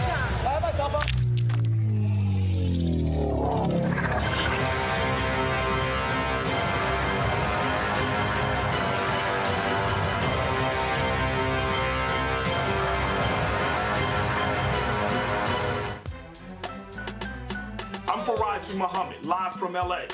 And this is The Culture. The Culture is a two-way conversation. You and me. We talk about the stories, politics, the good, the bad, and the downright ugly. So join our community every day at 3 p.m. Eastern and let your voice be heard. Hey, we're all in this together. So let's talk about it and see what kind of trouble we can get into. It's The Culture, weekdays at 3, only on the Black Star Network. Bruce Smith, creator and executive producer of The Proud Family, Louder and Prouder, and you're watching Roland Martin Unfiltered.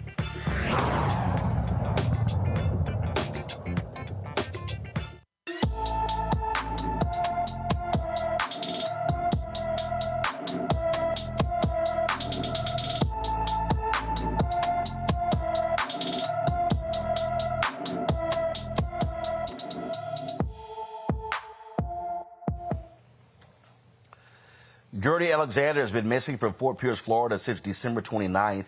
The 16-year-old is 5 feet 2 inches tall, weighs 200 pounds, with black hair and brown eyes.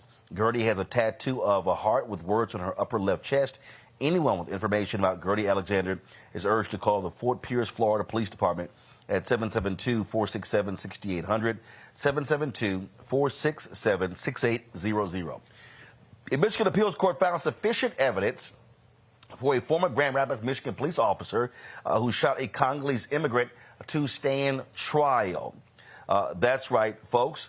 In the case of Christopher Scher, he's been charged with second-degree murder for the fatal shooting of Patrick Lyoa in April 2022.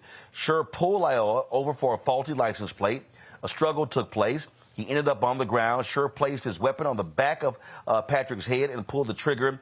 Scher is claiming self-defense.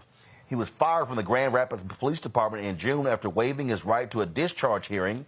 Lyoa's family has filed a wrongful death lawsuit against the city of Grand Rapids. This is something that I think is important, Matt. And if a lot of people, they underestimate the impact of the Black Lives Matter national movement.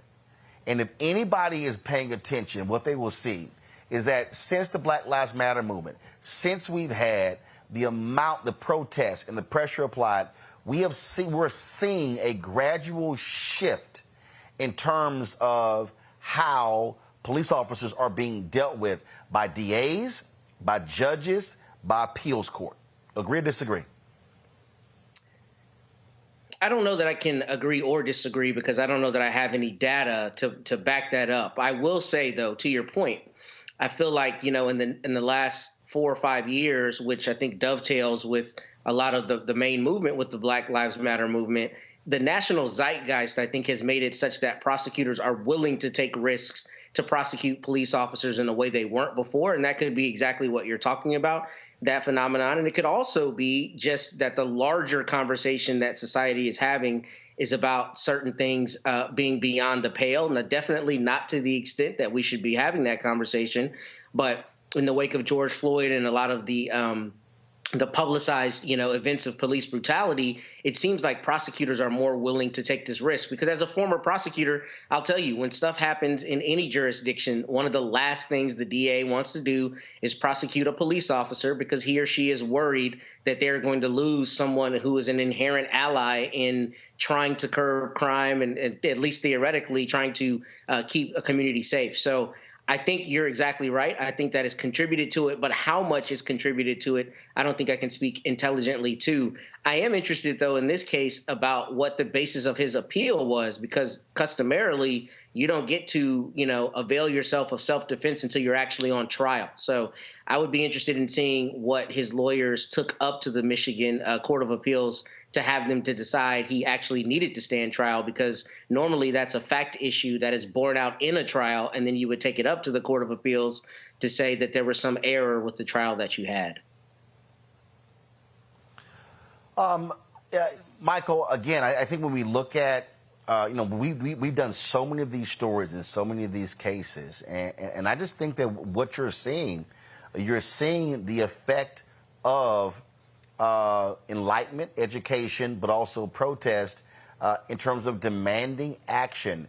I mean, different places we've done first-time officer in 30 years has ever been indicted, ever been convicted. I mean, we can go on and on and on. How we're seeing more and more of these examples across the country. We are seeing more indictments of police officers when they're charged with unjustly killing people. We're seeing more convictions than, say, 15 years ago, but we're not seeing nearly enough convictions. But there is a sentiment that has been changing. We see the election of some progressive prosecutors, okay? Whether you talk about Marilyn Mosby, who was in Baltimore, whether we talk about Kim Foxx in Chicago. At the same time, we saw a backlash, like, for instance, when Attorney General William Barr was in office under Donald Trump. We saw a backlash against those progressive prosecutors also. So historically, when African Americans have made advancements, there's also been backlash and around the setbacks also. So I think we have to be vigilant with this. And lastly, I can't stress this enough. There is a nationwide shortage of police officers. So there is a golden opportunity for African Americans who have a guardian mentality and who want to become the type of officers that we say we want to see, that will respect people's humanity and not unjustly kill people. There's an opportunity for us to go into these departments, gain these positions, okay, and abide by the laws that the activists have gotten in place, but also hold other officers accountable. Because because of the Black Lives Matter movement, a lot of police departments have adopted duty to intervene policies, which means if you see officers doing things wrong and brutalizing people, you have a duty to intervene, okay? So there's opportunities inside the police department as well as outside of the police department to change this narrative. You know, I think on that point, Kelly, the fact that we're seeing a lot of these cops in these departments retire, many of them are just angry and upset. They don't like the rhetoric around it. No, what they don't like is they don't like the accountability. That's the real deal. And, I mean, I've seen these stories in New York City, how they talk about how the number of retirements, people retiring before they even hit their pensions, is on the increase. And it's because they can't stand the fact that they can't just do whatever they wanted to do beforehand with impunity. They now understand there are consequences to your actions. And this is real simple. Act right and do right, you ain't got a problem. That's pretty much it, because I have friends and family who are, by all accounts, wonderful human beings and are really good at their job being in law enforcement. And they tell me all the time, it's not hard to be a good cop. It's not hard to be a respectable law enforcement officer in any regard. You follow the rules, you follow your training, you apply your training, and you just do your job. Like, you treat others the way that you would want to be treated if you were in that same situation. Sometimes even better, because you want to do your job well, right? I think that in the grand scheme of things, you know, the influx of retirements and people shifting away from law enforcement, I think this is the moment where people are actually getting the bad apples out the bunch. I think these are the bad apples leaving, or the people who don't want to become bad apples leaving. Right. And that's a good thing, because there are other careers out there for you to do and thrive in that don't involve you infringing upon my rights as a human being because I am at a traffic stop, or I'm intoxicated, or frankly, I just caught you on the wrong day. Right. So I don't have a problem with this shift. But I do agree that we do need more law enforcement officers out there. This is a perfect time for some good apples to come into the mix. Well, it's also, to that point, Matt, a perfect opportunity to remake these departments. Because if a lot of these old head, want to just knock folk upside the head cops are leaving, And as Michael said, now's the opportunity to say, how do you create a new generation of police officers, train them differently, and now have a different mentality than what we've been accustomed to over the last 100 years? I think that's exactly right. I think, it's due for an overhaul. The profession of policing is due for an overhaul, and it is necessary that there is a cultural overhaul, because we would be being dishonest if we didn't say, for a lot of police officers, to your point, especially those of certain generations, they reveled in the opportunity to go out there and bust some heads and be out in the streets and knock people around. That's just the reality of it. You hear them tell these stories, particularly when they're talking to prosecutors and they think they're talking to people who support that. We definitely need to remake these departments. I think we also have to be rational and honest, though, as a society, that this is an important function.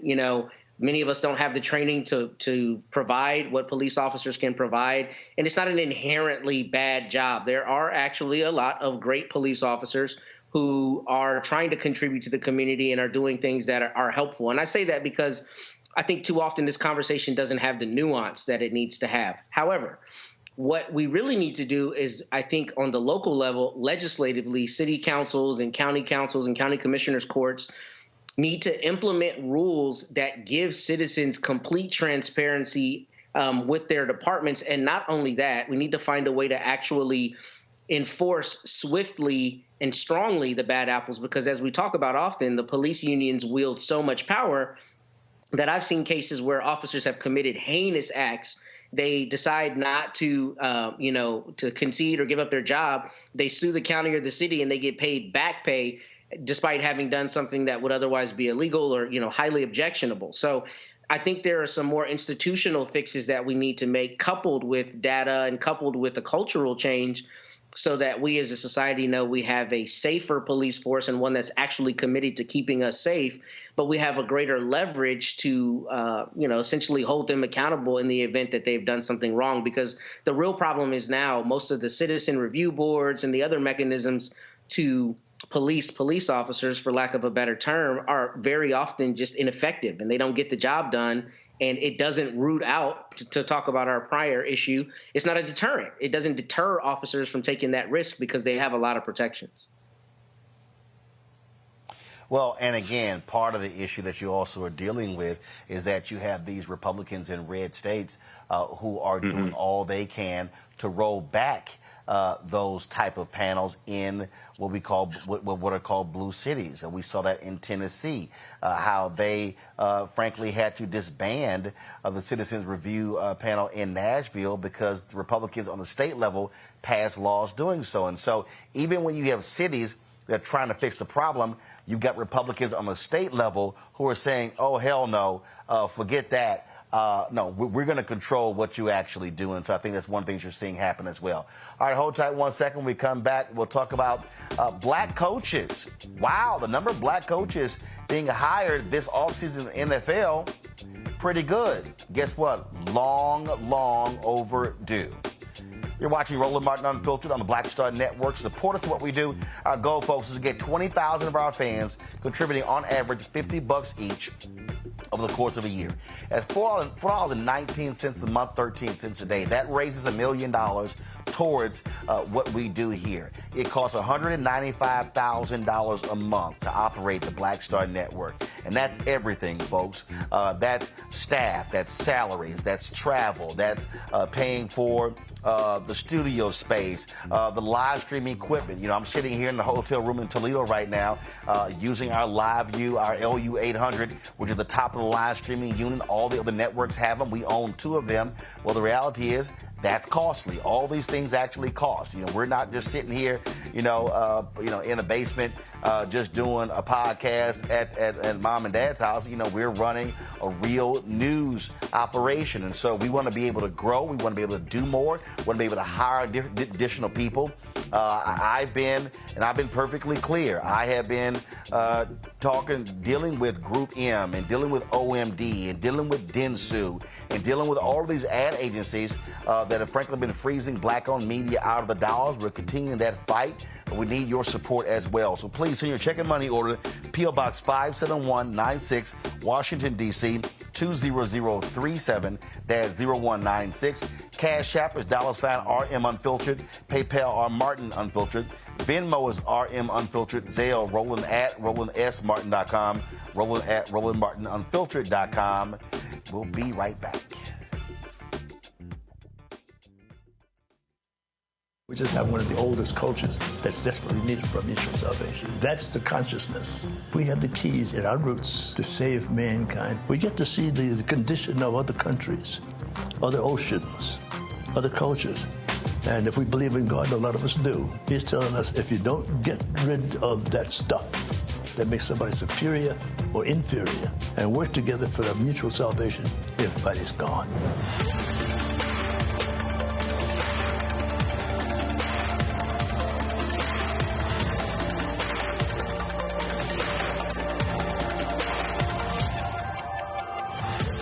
Next on the Black Table with me, Greg Carr.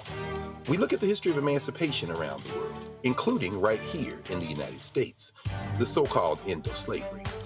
Trust me, it's a history lesson that bears no resemblance to what you learned in school. Professor Chris Manjapra, author, scholar, amazing teacher, joins us to talk about his latest book, Black Ghost of Empire: The Death of Slavery and the Failure of Emancipation. He explains why the end of slavery was no end at all, but instead a collection of laws and policies designed to preserve the status quo of racial oppression. The real problem is that the problems that slavery invented have continued over time. And what reparations are really about is saying, how do we really transform society, right? And stop racial violence, which is so endemic. What we need to do about it on the next installment of The Black Table, right here on the Black Star Network.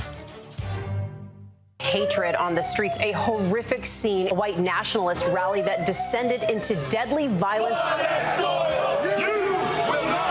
White people are losing their damn minds. As an angry pro-Trump mob storms the U.S. Capitol, we're about to see the rise of what I call white minority resistance.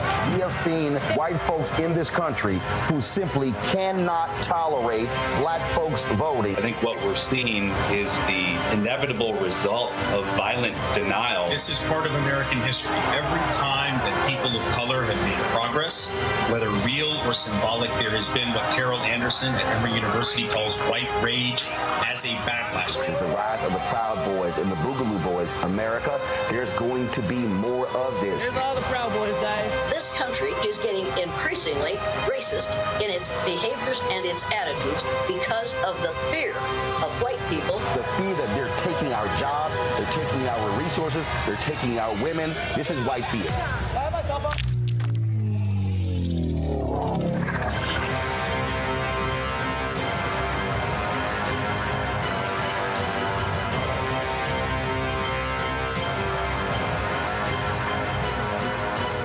What's up, y'all? I'm Devon Franklin. It is always a pleasure to be in the house. You are watching Roland Martin Unfiltered. Stay right here.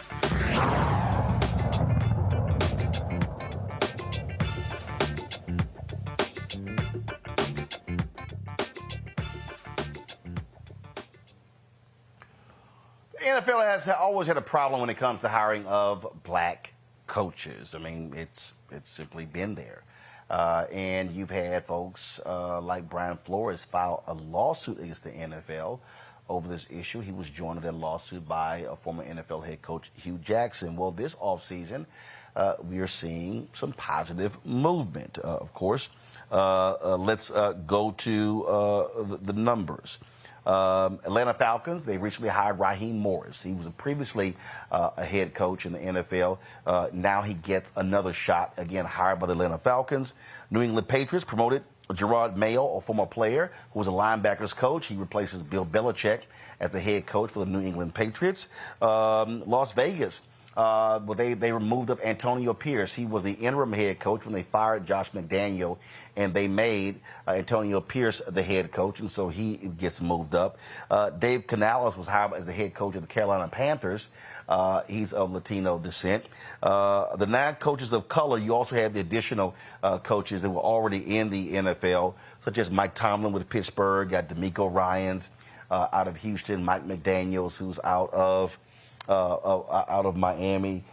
So coaches of color now account for 28% of the 32 coaches in the league, where roughly 2/3 of the players are men of color. Now, you still have a couple of positions that are still open, but with the Seattle Seahawks and the Washington Commanders, so we'll see what happens here.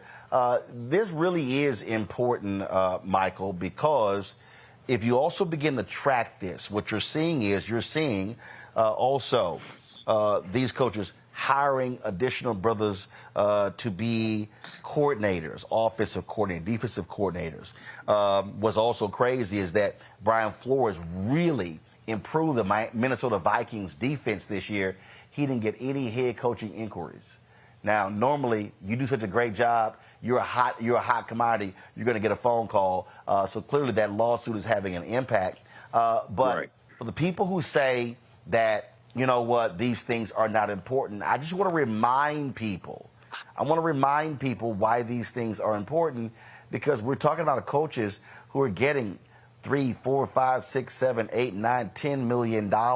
This has an impact on black wealth. They are able to hire additional coaches. When you hire additional coaches, you're giving them a shot to become coaches, head coaches as well, so you're expanding opportunities. So I don't act as if this is no big deal.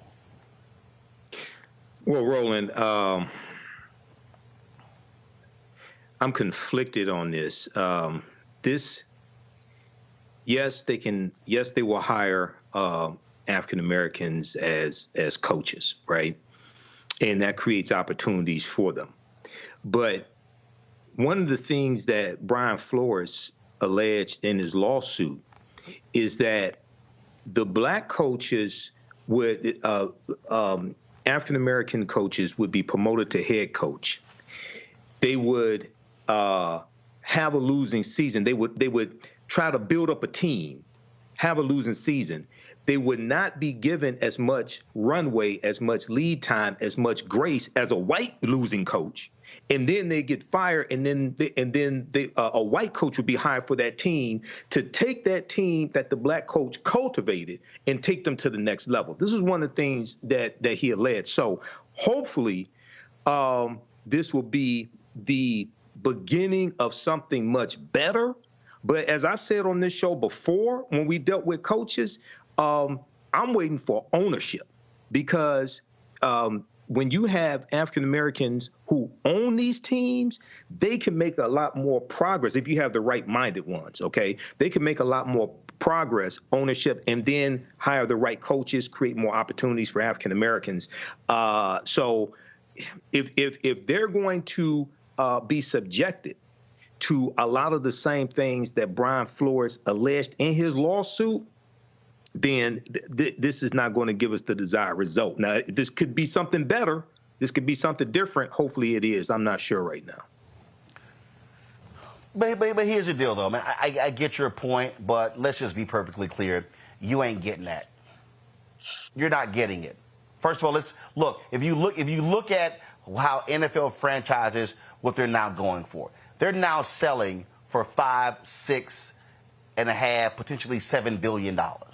The NFL's requirements are whoever's the majority owner has to have 40% of that.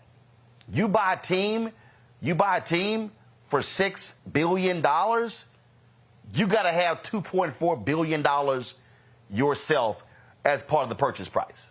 So how many African Americans out there are we talking about? So I get your point, but let's say one, because there are no black NFL owners right now.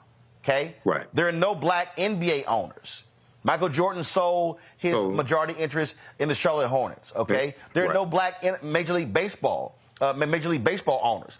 But the point that what I'm talking about, though, is, again, I'm looking at steps. I'm looking at step ladders. If you have an owner excuse me, if you have an NFL head coach, that head coach, now I'm looking at what they're getting paid. Now all of a sudden, even if Houston Texans, David Culley was hired, it was a BS hire, but guess what? They signed David Culley to a 5-year deal, and when he got fired after 1 year, they had to pay him $22 million. David Culley had never made that kind of money as assistant head coach.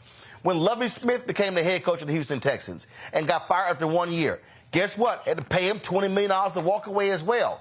What I'm talking about here, Kelly, is that when we are ascending to these levels, we are no longer in the 300,000 to 400,000, 500,000, 800,000, $1 million category.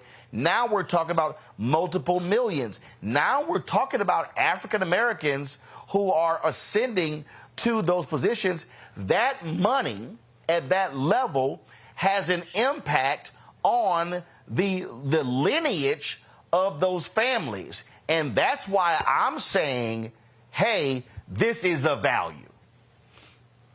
It is a value, and it does have a potential impact on Black families, provided that that money goes to Black families outside of course, the head coaches, right? Because at the end of the day, the coaches can decide to have an all-white team to combat the whole, all Black everything narrative that, can come across.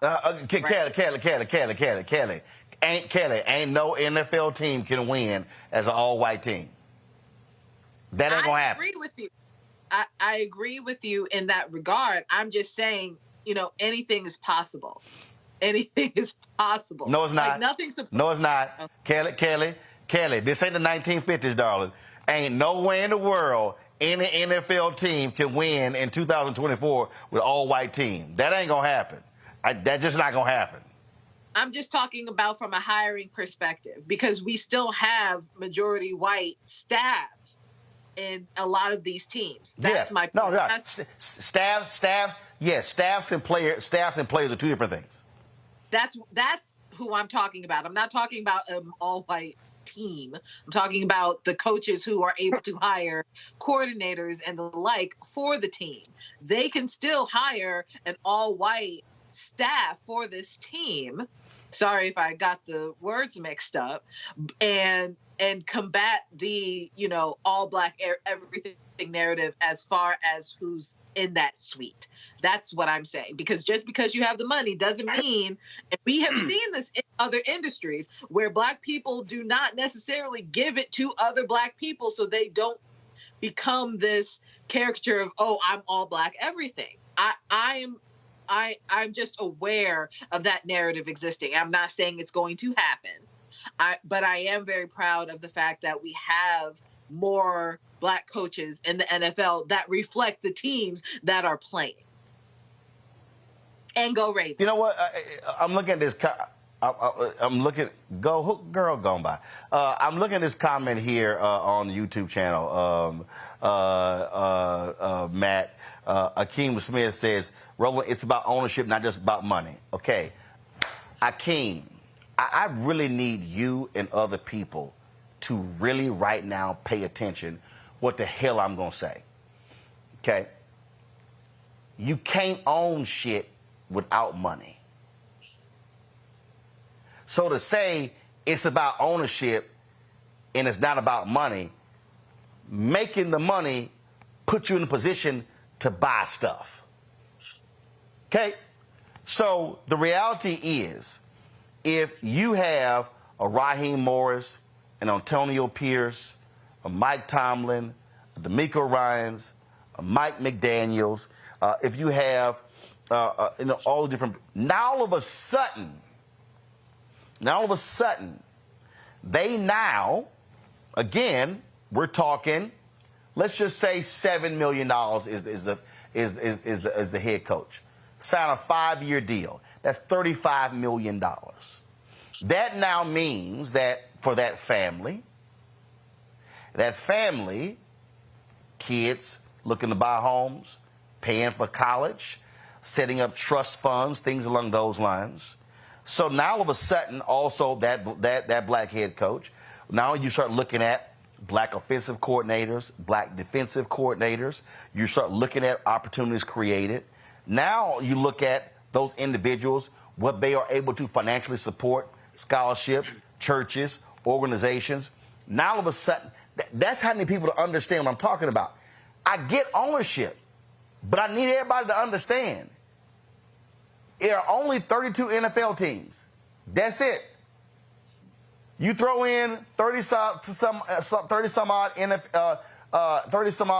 NBA teams and say Major League Baseball. So the three largest leagues, we're talking about less than 100 owners. But you can't ascend to ownership without capital. And so that's what I need us to understand. So when we talk about, again, one of the reasons why people like, look, when Mel Tucker screwed up at Michigan, he had a guaranteed contract. He get fired. He lost $80 million. We don't get them deals all the time. And so I need our people to understand when I'm talking about these crucial positions, you literally are creating economic opportunities. As a matter of fact, I had a brother, Matt, NFL player, former retired, call me because this was last year and he was going to the Super Bowl. And he was of the position that we're making too much about these head coaches. He goes, if they don't want us, man, the hell with them. But when I explained to him the economic piece, he went, damn, bro, I never thought about it. I'm like, I know you didn't, because you're not thinking beyond just that particular position. I think you're both right, but I think you're both focused on the wrong thing. Because you're not wrong, Roland. Yeah, it makes a grand impact on a very micro level. But the real conversation we should be having is not about individual coaches' earnings or about ownership. We should be having the conversation about leverage. In 2023, the NFL, 57.5% of their players were black. So what I think is important about this conversation as it relates to the head coaches is that it's pretty clear that there is a concerted effort not to hire the people who actually put the butts in the seats to manage the players who put the butts in the seats, which is why, as an analog, I think the NIL deals, at least to a great extent, democratize sports. Because what we're talking about is, frankly, a lot of your major athletes, if not more than any other, industry, are black people, right? Are black people who are excelling at the highest level of athletics. And the idea that the NFL Players Association, is comprised of 60% black men, but there is not any kind of, corollary to the C-suites is hugely problematic, because it doesn't make sense from a logical standpoint if you consider the people who would theoretically be most qualified to manage a team are people who played football at a high level in skill positions, right? You got millions of those, or not millions, but you have many of them who are retiring. And the fact that more of them en masse are not making their way into the C-suite goes to the fact that a very small percentage of people, to your point, who have the money to buy at the NFL's levels are the ones who are determining who should be the head coach. But to me, it's absurd, because the players, by and large, look more like us than they do Robert Kraft. And I only pick him out as an example, but the point is that's the real problem. It's a leverage problem. And the question should be, how is it that we go and watch these college and professional athletes who are primarily black, at least in this proportion, run up and down the football field, but we're still accepting and happy for a pittance when we get a few of them to manage the team? It's absurd. It doesn't make any sense that the people managing the teams are not, by and large, people who look like us. And that's just the reality of it. It's a leverage issue. So let me. I don't know.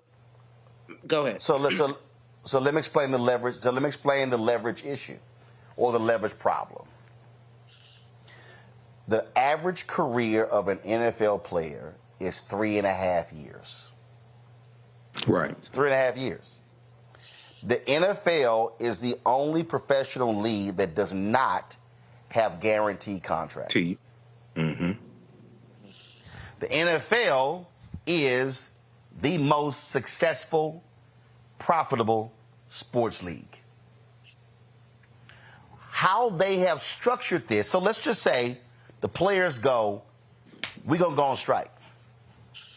What the teams have done is They have structured the TV contracts where the owners get paid regardless of what happens at the beginning of the season. So the problem is, a lot of people keep talking about how players should do. The problem literally is that the owners, they got it on lock. It would have to take a significant amount of unity among the NFL players to do what you're talking about. And I absolutely agree. But now let's go to the next problem. When you're dealing with X number of players, 65% black, not coming from wealth, now all of a sudden when you do strike, you got players who they can't handle a strike because the way they even structure their salaries, they get paid over an 18 week period. They're not getting a monthly check January through December. Many of these cats are over leveraged. When they strike, they ain't got the money. So what do? They go out, take out these high interest loans, predatory loans as well. So when you mention the NIL, this is why the NIL in college, I do believe, Matt, has the potential to change the game. Because now you may get black athletes who traditionally, historically, have been poor. They're now coming out of college and they've made $1, $2, $3, $5, $8, $10 million. And so now you have a differing mindset of this generation of college players and the ones in the past 20, 30, 40 years who, man, listen, I got to make this paper as fast as I can, try to last longer than, because here's the other deal. You can't qualify for your NFL pension until your 5th year. So the owners, they knew what they were doing when they were setting this system up. And so I totally understand your point, but that's one of the reasons why they have not had the ability to use that leverage, because the owners have been able to control. The owners have had the financial leverage. And that has been the biggest piece right there with what you described. Well, you brought up something I didn't consider, and I'll readily concede that, the guaranteed contracts and the short period of time that they're playing. But I think that's essentially what I was getting to, so I appreciate you connecting those dots for me. But I think the whole idea is what we're looking at is the democratization of power in sports. So with the NIL deals, we no longer have the subterfuge that somebody is getting a free education, right? Because we know the reality is you're playing football at a Big 12 school or Big 10 school or wherever. You're an athlete before you're a student in a lot of situations, if not most of them. So the idea that they're getting compensated while the University of Texas or A&M or whomever is making $100 million a year and the students are getting a share, I think that democratizes things. Now, I think you bring up a great point about the economics of it, because if people can be starved out, then it's harder to allow them the time to really galvanize the way they need to. But I think just generally speaking, it's an absurd idea that the people who actually produce the entertainment that puts the butts in the seats are not leveraged to the extent that they have a much greater fulcrum when it comes to negotiating with owners and with, determining their own destinies, and particularly as it goes to managing teams. It just doesn't make sense that you would have 60% of the players be black and so few in management after long careers and careers, in important, all of those positions are important, but particularly in skilled positions, it makes sense that those people would transition to being your offensive coordinators and your head coaches. And the fact that we don't see a greater proportion, to me, belies a much larger issue. Well, and that much larger issue in the NFL is nepotism. Because when you look at who gets hired, friends get hired, sons get hired. That's the whole deal. Jamel Hill has a great video. Go to her YouTube channel, y'all. She talks about when she criticized Dan Campbell getting hired, how on so many of these NFL teams you have all of these family connections. And so that's also the deal there. And so guess what? They hire their friends. They hire their buddies. All of these white coaches happen on the college level as well. And so I just want our people to understand that when we start talking about expanding opportunities, we're also expanding wealth creation opportunities in areas where we've largely been left out. You now have a situation where you can be an African American, and you never even played the sport. But if you have the opportunities to then go on the coaching side and the management side, you're able to make the kind of money that players made as well. And so that's just something to actually think about. Folks, that's it. I appreciate the discussion today. Let's see here. Okay, before I go, let's see. Let me poll who you got this weekend in the matchups. Michael, you first.